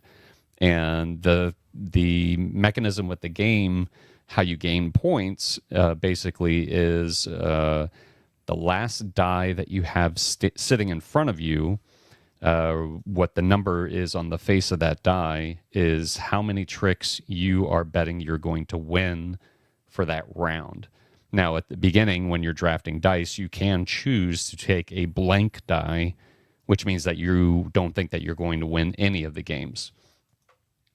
Excuse me. So depending on how many people actually hit their number will determine how many points you're going to get at the end of the game. So if you're playing with full player count, which now is up to 5, the latest version you can play 5, the older one you can only play 4. But if nobody hit their goal except for one person, I think it was like 40 points. You get 10 points per person. 10 points per person, right. Yep. Mm-hmm. So it would be 50 points. And the more people that actually hit their number, then the less points each winner that did hit their number is going to be worth, plus the 1 point per trick that you win in addition to that. Yeah, and then we played like, 3 rounds of that, I think? Yeah, I think that's what I can't remember if was it supposed to be 3 or did we cut it short at 3? I think we might have cut it short. I think you play once for each person leading or something. So if it's a 5-player game, you would play normally 5 rounds. We played 3 just because we were trying to get onto some other games. But, what did you think of it? I liked it a lot. I thought the uniqueness of having a trick taking card game, but then having dice that you had to figure in, because if I remember, the cards are like 1 through 5. I think it's 1 through 7. 1 through 7. Okay, and so your die only go up to 6. Right. So you've got a card ultimately, and there's 1 of each number, so 1, 1, 1, 2 of each of the 5 different colors, and your dice are those same 5 different colors. So, but you can kind of, it's like you're almost seeing kind of what's left in somebody's hands. So if you see like maybe they've already won 3 tricks and they've only got like, they've got a 4 in front of them and a green, whatever.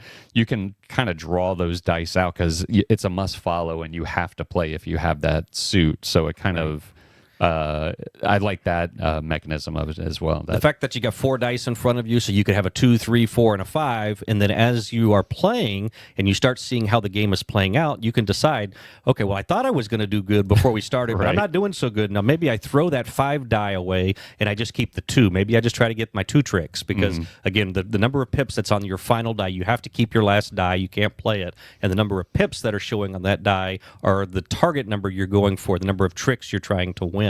Right. And so you can kind of change on the fly as the game's going along, whether you want to go 1 more, 1 less, a couple more. You haven't played this. So, No. Now, is it when you would like this? When you're trying to get the number of tricks, is the color of the die a part of that? Like, do you have to get?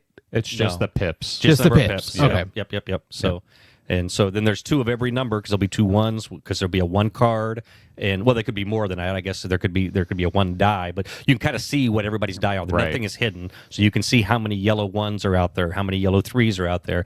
And then the way the trump works, I should say, is interesting. Though it was the last. I don't know if you mentioned this. The last die that's not drafted. Right. After you do all the drafting, the last die that's left, that is the trick. The trump color and number. So if we leave let's say right there, a red 5 as the last die that's not drafted, that red die, a red 5 gets set to the side. Now all red 5s are the trump. So red 5s beat everything now, and reds then will beat any other color as like a trump card, and then 5s. And so it's kind of a unique I have twist this on the with me trick if you want to takings. play a couple of rounds after the show. Yeah. Is it good at 3? Yeah. This one, I've heard you explain it before, and it hurts my brain thinking about how to. It is a little thinkier than your normal trick taker, so it is. It does give you some more stuff to think about. So Yep. that was a good one. Kosu dice. After that, we played a very uplifting, spirit-rousing game of This War of Mine, the board game. So, Well, this was for Sam. Sam yes, played with us. Sam wanted to learn it, so yeah. I told her to bring it, and I would teach it. And we had a large group Yeah. playing with us. Was it 6 players at one time, I think? Yeah. Yes. It's a brutal game. We shouldn't be laughing about it, but I mean, it is more of a realistic look at how, not necessarily like war itself, but the way that it can affect people that aren't involved with the war directly, I guess you could say. Yeah. I enjoyed it. Sam said that she liked it. She said that she's not going to sell it, that she wants to get a few solo games in it, because I think it plays best as a solo game, personally. Sure. Yeah. But there was this one point in the game, because I'm not going to go through the whole game, but as you're playing the game, there may be a time where there's this book of scripts, and it'll tell you like what number, kind of like above and below or something similar to that. Where you would go to like a passage, and it could just be like a passage that you read, and it kind of just sets the tone for that particular thing, or it could be like a decision that you have to make after it's been read. Well, I think it was William that read it. I think it was, maybe, yeah. And it was just this like paragraph of just a passage, but it was like, as he's reading this, I'm kind of like looking around at people, and you could just see like their faces getting dropped. And it was just like, and after he was done reading, he was like, okay, we're having a grand time. It didn't affect anything in the game. It was just a paragraph that just, it didn't do anything good. It didn't do anything bad. It was just this weird encounter that you had with this lady who was kind of losing her mind over the war. Buried her children. Buried her 7 kids. It was just this, yeah. But it was just like, while it was done, I was like, isn't this fun? Like, just, party game. It was, oh yeah. So just real quick, anybody who doesn't know, this is a World War II era Europe. It's a made up era. It's made up. It's a made up. Oh, it's not. But it is based on kind of a World War II, and so it's a setting. It's a city that's basically being bombarded. Is it based on World War II? I thought it was based more on like the Kosovo. It was based on the siege of Sarajevo. Oh, there yeah, you go. Correct. Okay, Yeah, all right, there we go. Much Okay. more modern than that. My bad. My lack of knowledge on history, but it's very like Mike said. It's the innocent. It's people who are just living in the trying to survive. Yeah, trying to survive. It's going out trying to find food just to make it the next day, find water, find supplies so that you can protect yourself. Very similar to the video game. Yeah. I think it's a very good adaptation of the video game itself. There you go. Yeah. Not a very uplifting game. I still love it. It's still one of my favorite solo games to play, but not the most uplifting game. But we ended up stopping in the middle of that because I think we got to a point, and I suggested, I think you know how to play. I'm sure we want to play other games than we were a couple hours in, and it was like, let's just cut this one and move on to the next one. So, next one we played we talked about this one briefly already. Kingsburg, 2nd edition. I saw it on the shelf. We were looking for kind of a quicker, lighter game, something to lift us up a little bit. Kingsburg, the fun in Kingsburg, it's a dice rolling, dice placement. Everybody's placing dice on a board, but it's a very fun, mean game because you are intentionally blocking people. You can so see good. You can see what other people's dice are, and you can see there's only one spot out there that's a 4. And if I take that 4, Dan only has a 4 die left. He doesn't get a turn this round, so I'm taking the 4, even though it's not the best thing for me because Dan doesn't get to do anything. And so, or that's the way Rob plays at least. But anyway, so Kingsburg. But there's mitigation for that though. You can build buildings that allow you to go up a number and down a number, so you can get around it. Yeah. It's a fun resource collecting, dice rolling, dice placement game. Like I say, lots of fun trying to block each other and screw each other over, and just a neat little fun game. So, classic. I'd say I don't know when Kingsburg came out. It's been out for a while. And like I say, it's on 2nd edition now. I think there's been some talk of a 3rd edition, but this one I want to own. Yeah, this is one I could see hitting the table easily. Yeah. Even not with just my gaming group, but with like family friends. Yeah, because it's so easy to pick up. You can get it for cheap. It's been out so long now. You can find a copy of it, usually used, real cheap, if you're just looking for a quick, cheap copy of it. So, 2007. 2007. Okay, so it's been a long time. Yeah, it's classic now. I'd call it. Yeah. Next one we got a chance to play, just to kind of rub it in with Carlos a little bit. We played Brian Baru. Oh, own it, High King of Ireland. Yes, we got a game of that. Still in shrink. Alex's version was we actually punched it and played it. So we did that to two of his games. Yeah, we did that. So, how easy was it to teach? Real simple. I mean, well, ask those who hadn't played. So I know Dan had not played. I've played it once. You had played it once. I'd played it a couple times. So it was an easy teach. Yeah, easy teach. Even with the trick taking in it. It's really not. I mean, it says trick taking, and it has. It's a very small part of the game.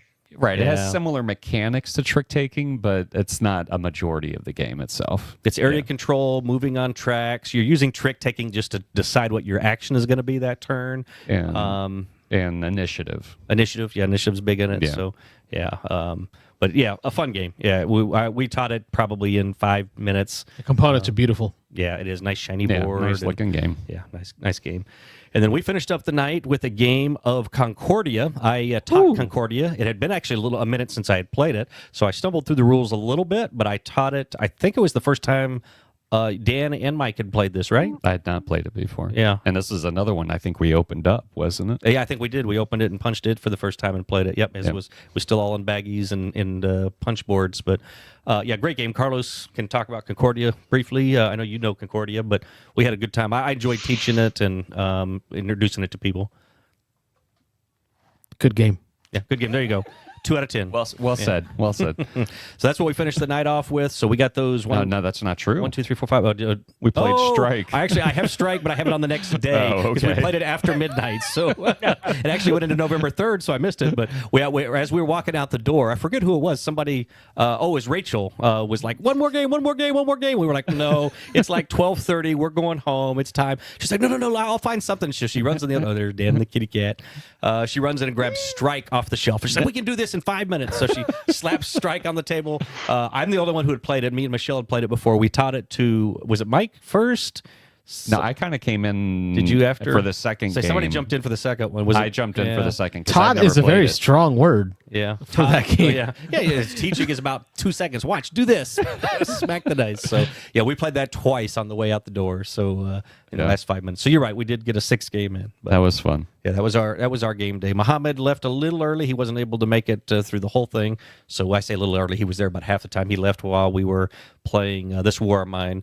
But it was good to see him. I think we're going to see him again Saturday. Yeah, we should see him. Yeah, cool, awesome. So good. But good times. So that was our recent games played, or my recent games played. That's all I've got on my list. What was the one game that who kept coming into the room saying, "Oh, the we've one been that they stuck hated playing this game."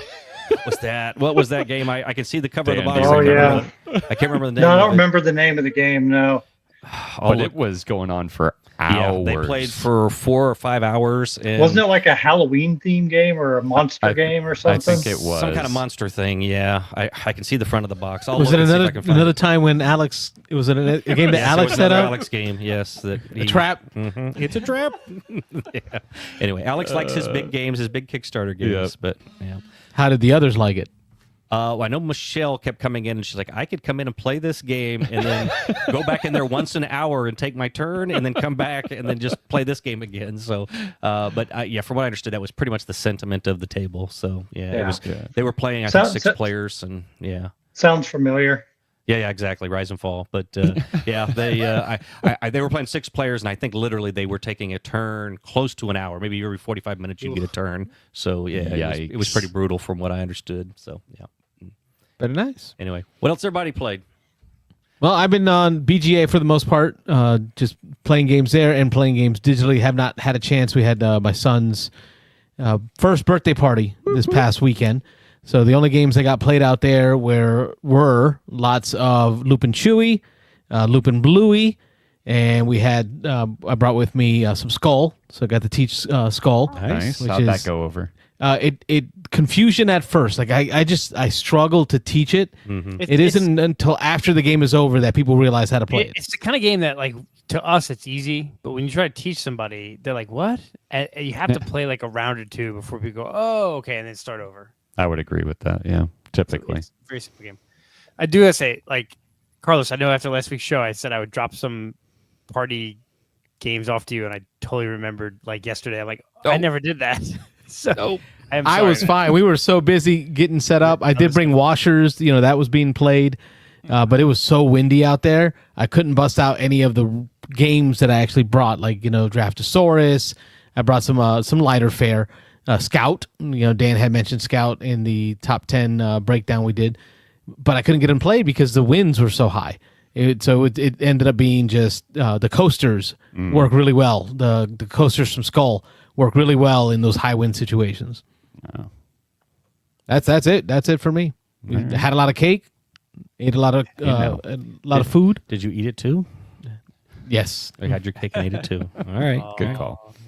Dan? Well, Rob talked about game day. Those are the games I played there. And then I told you already what I thought about Apiary. Other than that, at home, me and Sarah have been playing a lot of Calico, Cascadia, Silver and Gold, Fox in the Forest, Cat Lady, games like that. Nice. Speaking of Silver and Gold, I can't wait until the new one finally releases in the U.S. because it's been released, I think, in Germany and other countries. I think it's called Silver and Gold Pyramids. The Egyptian style one? Yep. Yes. I haven't heard of that one. Oh, man. Yeah. It looks so good. And just the different, just the few different mechanics that they've added to it make it seem like it would be even more fun than the original. But still can't find it in the States. Okay. Yeah, the original's great. All those games I just mentioned, we've played each of them like 4 or 5 times in the past week or two. Oh, cool. Wayne, have you gotten anything in? I know you've been busy with family matters and stuff. Yeah, so October was 0 games, and we're 14 days in November, 0 games. Got some acquisitions, but no games. Yeah, it's, I think it's important to realize, like, sometimes life just gets in the way of things. And so Absolutely. the last month and a half, it's been dealing with a sick family member. So it probably won't be till the end of this month before I really get back to gaming. But that's okay, because I got a crap ton of games in the last, 9 months, first 9 months of the year. So It is what it is, Although I did play, I lie. So there was no new games to my list last month. I did play Crokinole a few times. I did play Classic a few times. So just kind of. Oh yeah, how's your Crokinole board working? Crokinole board's great. It's perfect. There's no. I saw issues. you got the other tokens in recently. Yeah, so I picked up. Comes with white and black pucks or whatever you want to call them. Mm-hmm. And I picked up buttons. Buttons. There we go. I picked up yeah. red and blue, and I got my powder and wax. I understand. Like I said last week, are they the best boards? Are they Tracy boards? No, but they're still several $100s cheaper than Tracy boards. So far, mine is dead flat. There's the 20 circle is fine. All of the pegs are good. So my board came out good. I know that there are a bunch of people complaining, but it's like, well, if there's 100 people complaining out of 5,000 boards, is that, as long as the company's making it right eventually, then it is what it is, right? People can complain, but I'm pretty happy. It's heavy. I'll tell you what, because I know I've played with Carlos's Mayday boards. These are considerably heavier. Like Well, you got they are the the deluxe version. Yeah, or I something? upgraded to Yeah. the deluxe for like the extra $100, whatever it was. It Now is heavy. Wayne, mine came with hangers attached to the back. Yeah, this and one doesn't. When I have hung it on hangers. the wall, it actually ripped the hangers out and fell. What? Yeah, Which is why it's got the splintered edges. yeah. These. I'm wondering deluxe- with those heavier Yeah. boards, did they offer that? No, there's no hangers Smart. on it. But Smart. apparently, there is a solution where you can do brackets that you would like put on the wall and hang it in the brackets. I don't know where I'm going to store mine yet because I don't want to hang it, and I don't want to put it on its, have it sitting On its side. on its side. Yeah. So that is the how I am really gonna store enjoyed this? having it on the wall. It was beautiful. Yeah. But when that first one came crashing down, I immediately took down the other ones. Like, okay, can't have that happen again. Yeah, I'll have to figure it out because right now it's just on my dining room table, and I'm like, that's not a good spot for it for the next, 10 No, years. don't. It'll be a coaster. My first board turned into a coaster Yeah. at a party. Max Burns, his son, set a wet drink on it and it left a well, ring. I have the carry case, so mine came with a carry case, so it's in a carry case, sitting on my dining room table. Nice. It's just not a long term solution, but it's a big thing. So like, where the hell am I going to put this thing in my house? So, Mhm. things I should have thought about before I bought it, but no, it's good, and it'll be good.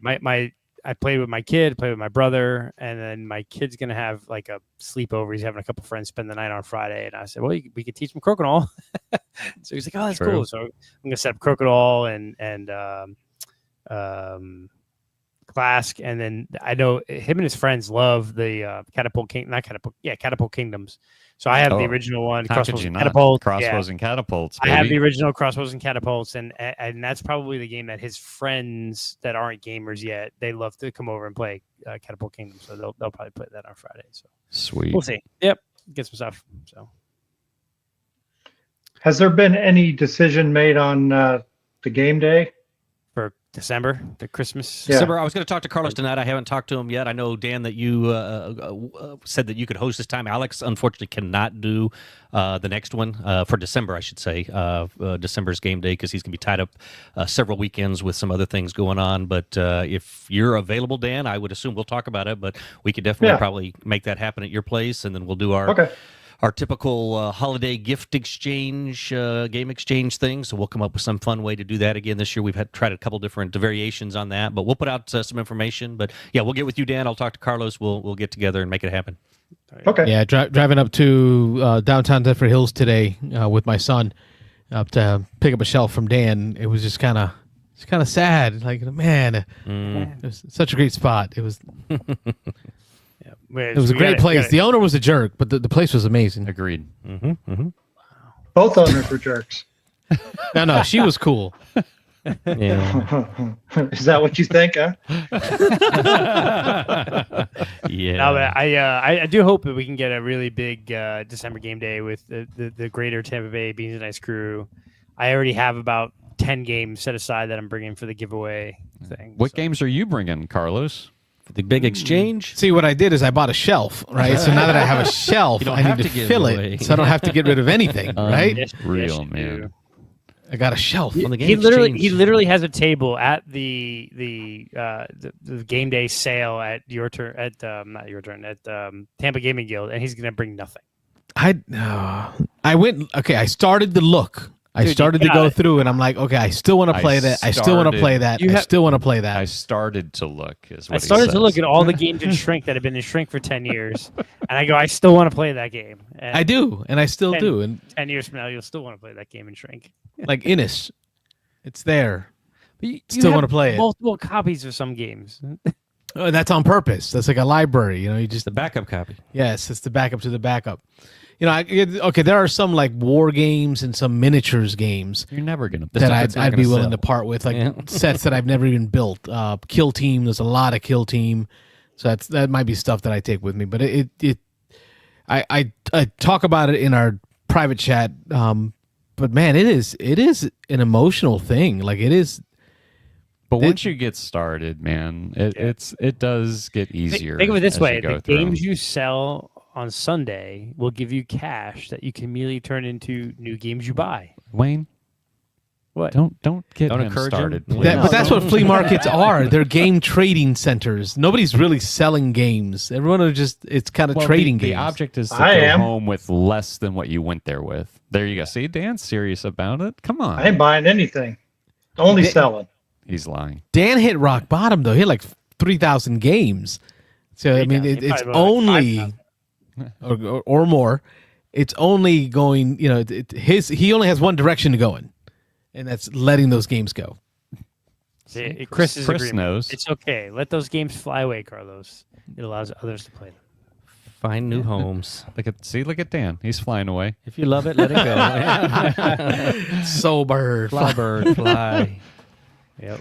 I think I'm actually going to go to that Sunday. Oh, yeah, you go. Yeah, I was going to say, how long are you in town? Till the 19th. I fly out on the 19th, so I'm heading over to Dan's Saturday. We're going to get some gaming in. And then I was thinking about I'm taking Death May Die from Dan. I think I'm actually going to have to buy another suitcase just to get stuff home. Ship it. I still don't know how I got on the flight here without going over the weight, because I got here and I think the weight was something like, 42 pounds. You're limited to 50 pounds on your suitcase. So I had all my tools and everything for work here. And then I went to fly to Las Vegas for the wedding. I didn't add anything to my bag, and I was like 7 pounds over the weight. I was like, how did I get down here without? See what happens when you Do put they your, weigh you with your bag? when you put your bag on the scale, you have to sit your foot on a little angle and push the scale back Lift it up just a little bit. Wayne knows all the secrets I do there. that shit all the time. I put my giant, heavy, 70-pound suitcase on the thing, and I put my foot right next to it and lift the scale back up. Oh, it's only 40 pounds. Here we go. Okay, well, I'll have to do that. I even gave my wife stuff to take home with her, because she met me there. But I'm still going to I'm going to get like a hard shell suitcase just for the Death May Die stuff. And maybe if I go over again, who the hell knows? But hopefully I'll find a couple of small games that I can get at the flea market thing. Last time TGG had a flea market, it went well. I do recall it. This time I think we're having a special auction at the end. And that's Right. I think I'm more focused on that than anything else, because there's games that I want to get rid of that I really don't care about selling them. But Right. if I could throw them in that auction for folks to have fun with, that's probably what you're going to see is more of a Carlos bringing games for the auction. I've got a full-size pickup, man. I'll help you bring stuff. We don't need all that. Like, you're there. As soon as the show ends tonight, just start pulling stuff off shelves. That's what I'm going to do. Yeah. All right, I'll get rid of 2 out of the 5 copies of Blitzball. How about that? Wow. 2 out of 5. Let's go for 3. Go crazy. Crazy. Madness. Yeah, You're furiously scrolling trying to find this game that they played that night, but I know what the cover looks like. I just cannot find it. It's driving me nuts. there we go. Anyway, Chris, I'll keep looking. Chris is really trying to help you out here, Carlos. Noble Knight Games will give you cash or store credit for your There you go. and pay the shipping. That's an easy option if you aren't giving the games away. So Noble Knight's a good place. I actually sent a list to them because I was going to try and get rid of some games that way. They don't give you shit. It's like GameStop. Like if you could sell a game on just to another board gamer for like $30, Noble Knight Games would be like, we'll give you $3. There you go. It's GameStop. It's GameStop. GameStop. It's GameStop for board games. Yeah. But if Yeah. you're getting rid of games that you just want to get rid of, then that's probably a good way to do it. But I downloaded so unlike Carlos, my BGG list is accurate, up to date.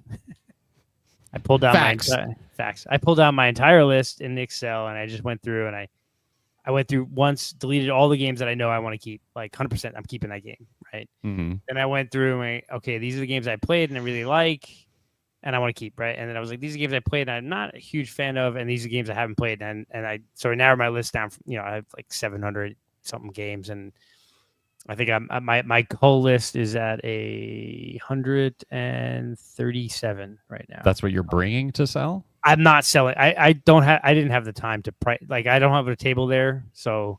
But I am getting just everything the last month of my life. I haven't been, but I did this while I was in the rehab center. And you're going to get rid of 137 games?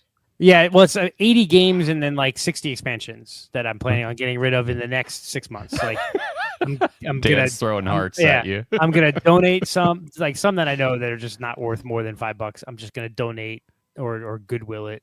Yeah. And then there are some that I would sell like in the next board game sale. And then there's some that like, okay, that's going to go on the Dice Tower East virtual flea market because I'm probably going to get rid of my Battlestar Galactica and all the expansion, like everything ever for Battlestar Galactica. I'd never play it.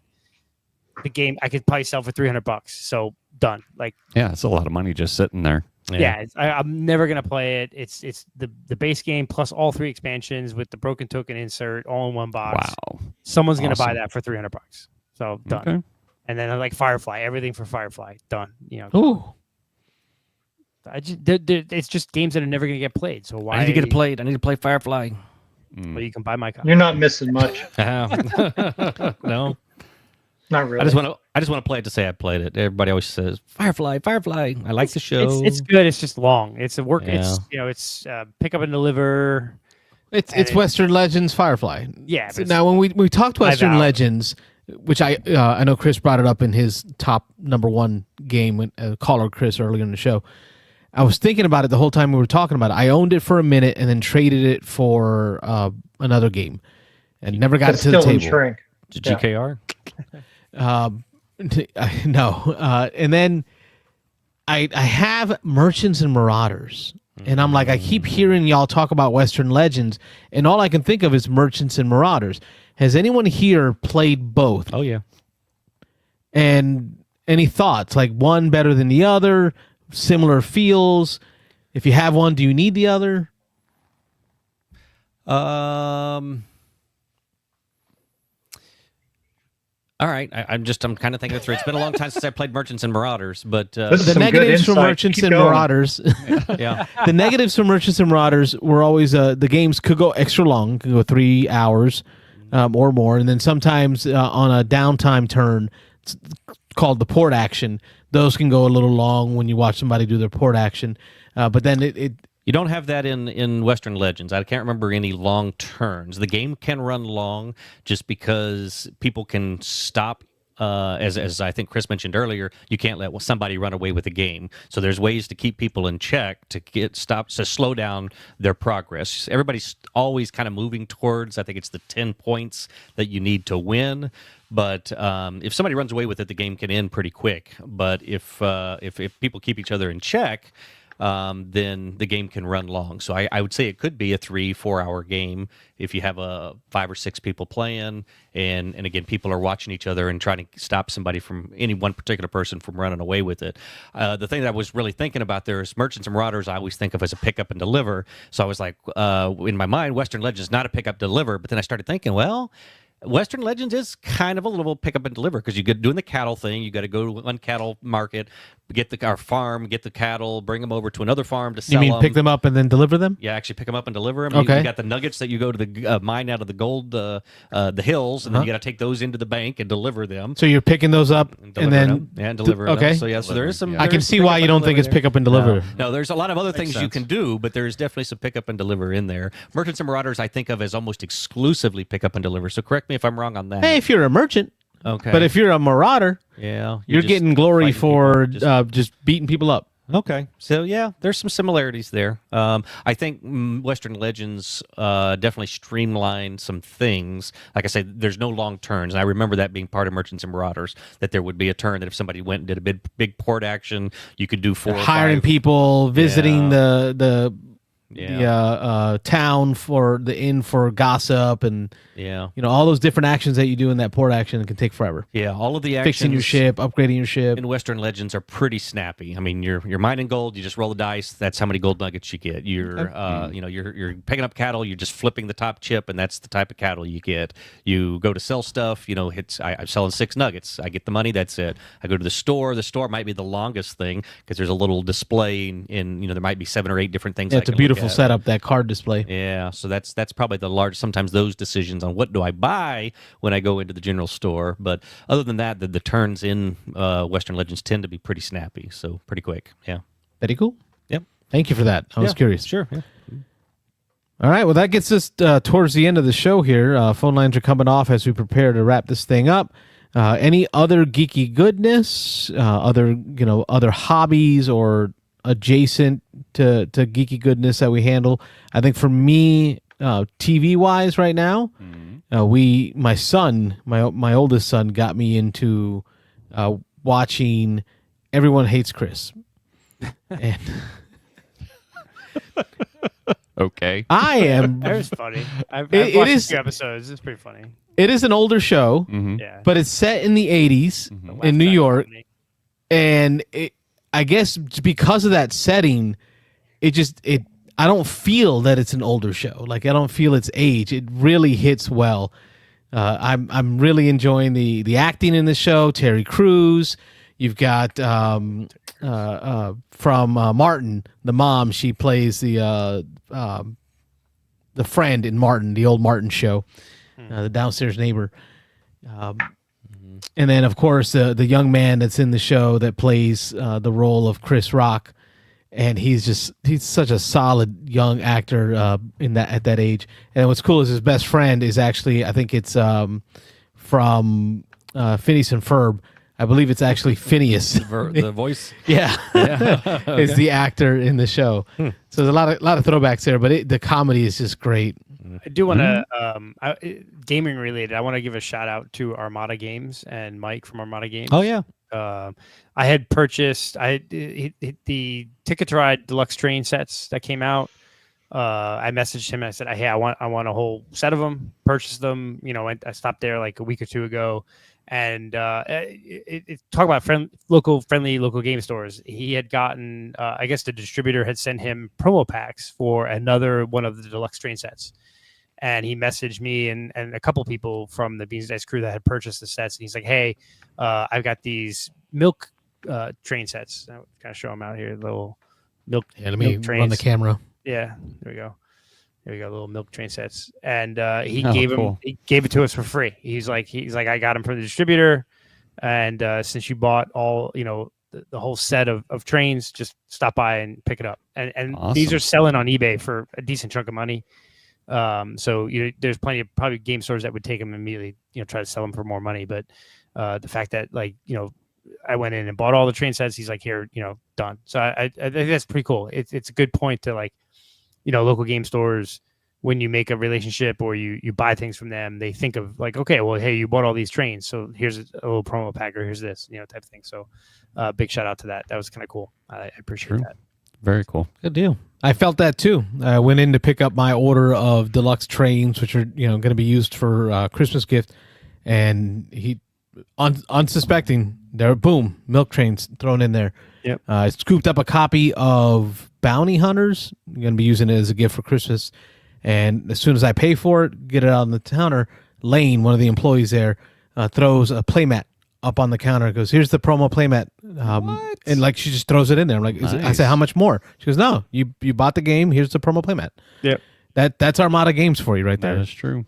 Yeah, so it's always good to talk about when you get the friendly local game stores when they do stuff like that, because that's how you get loyalty, right? That's how you go, okay, well, I'll pay extra for a game that I'm buying on Amazon because I know that if I bought those train sets on Amazon, there's no way they're getting me the milk trains, right? Right.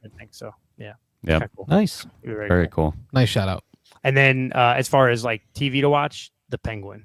Fantastic. I still have the final episode to watch. I'm finally all caught up, but I heard this final episode was bonkers. So it was good. Such a good show. I'm looking forward to seeing it. Yeah. Colin Farrell is fantastic in that. He's so good, man. So good.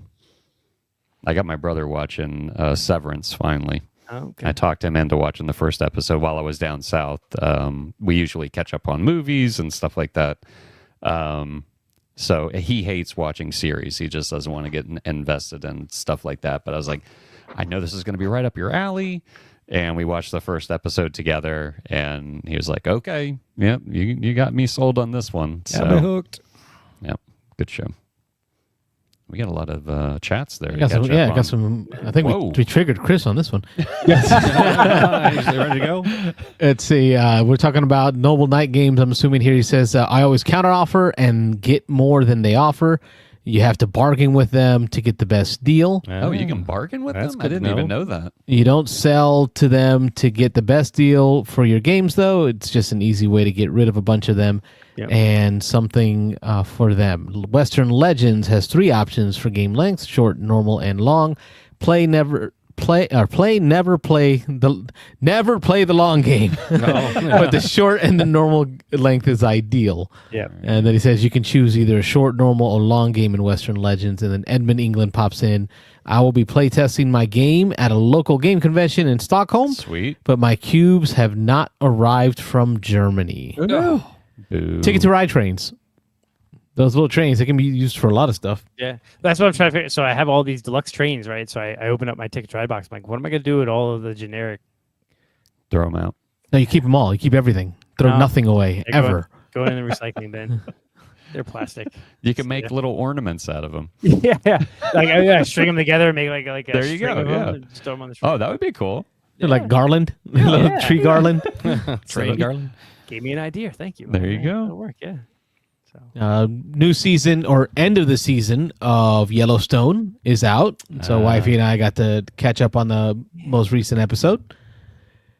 no more Did you Kevin watch it, Wayne? You made a No, face. I haven't no seen more, it yet. No more Kevin Costner. Actually, I've missed like the last 4 or 5 Spoilers. episodes. Spoilers there, Wayne. Oh, no, Kevin Costner left the show. It's been all over the news. I mean, like the dude is. Oh, I like, thought he was like talking like he was sick of him. Like, I'm not watching that guy anymore. no. no. Like Screw so- Waterworld. Worst movie ever. True.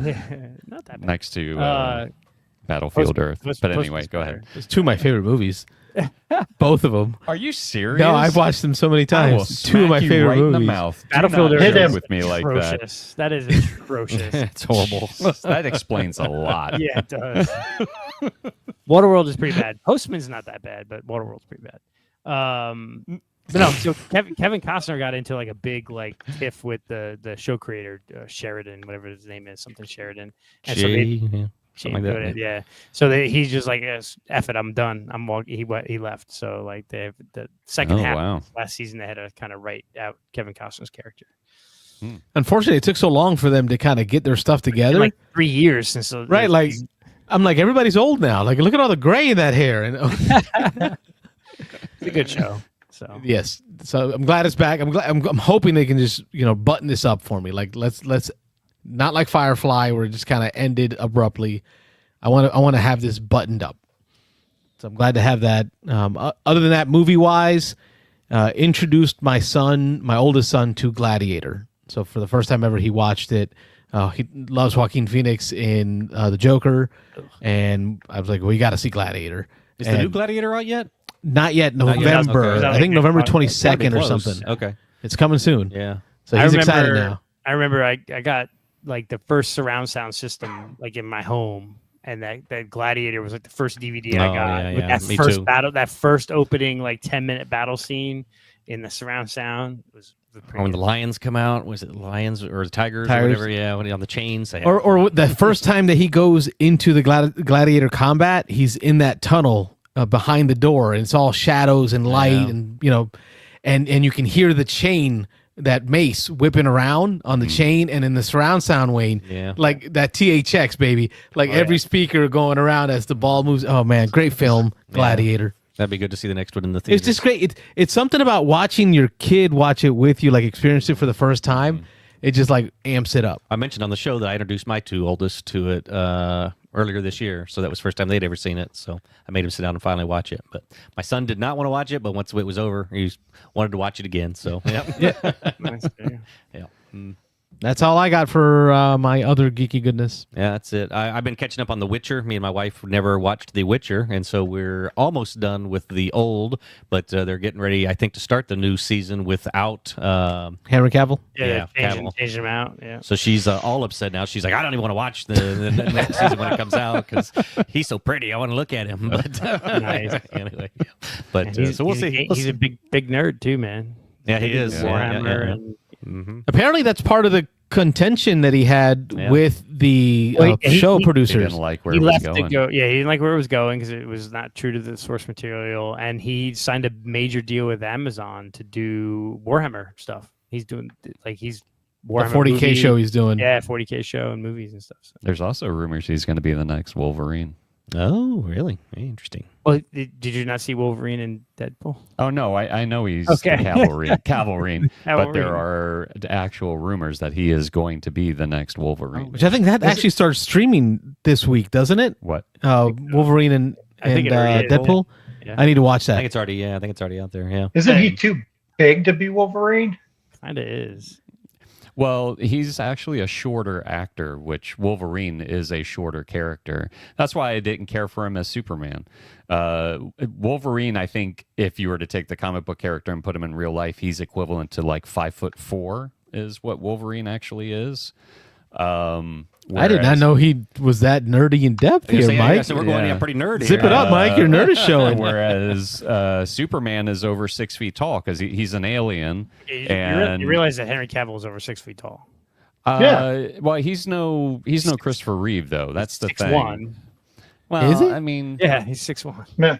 he's not tall enough in my opinion. But anyway, 7 foot. but yeah. So anyway, Yeah, my son did see the first Superman, the originals, and he loved it. Of course he He did. fell in love with it. How can you not? Carlos, you realize what Vid Angel that like Wolverine and Deadpool is gonna be like a 30-second movie for you. Opening credits, closing credits, done. Yeah, Close to it. and even some of that you can't see. Right. There was some stuff in the closing credits. May not even get all that. Yeah. Yep. Funny stuff. All Anyway. right, Dan, any other geeky goodness going on there on the farm? Nope. There you go. Thanks, Dan. Well said. On that note, Yep. That's been another great episode of the Beans and Dice podcast where we talk about board games and other geeky goodness. We'll be back next week for more. Hopefully get some more calls in. Appreciate all the calls today. I think 3 calls today. Yeah, nice. Mitchell from Louisiana jumping back into the show. That was awesome. heck yeah. So to all you that participated in the chat, Chris, Edmund, Chester, Jodak, all you in the chat, thank you so much for keeping this thing going. I'm Carlos. I'm Rob. I'm Mike. Dan. And Wayne. Thanks for watching the Beans and Dice podcast. Where's that cat? Don't I'm more forget to excited. like and subscribe. There's Dan.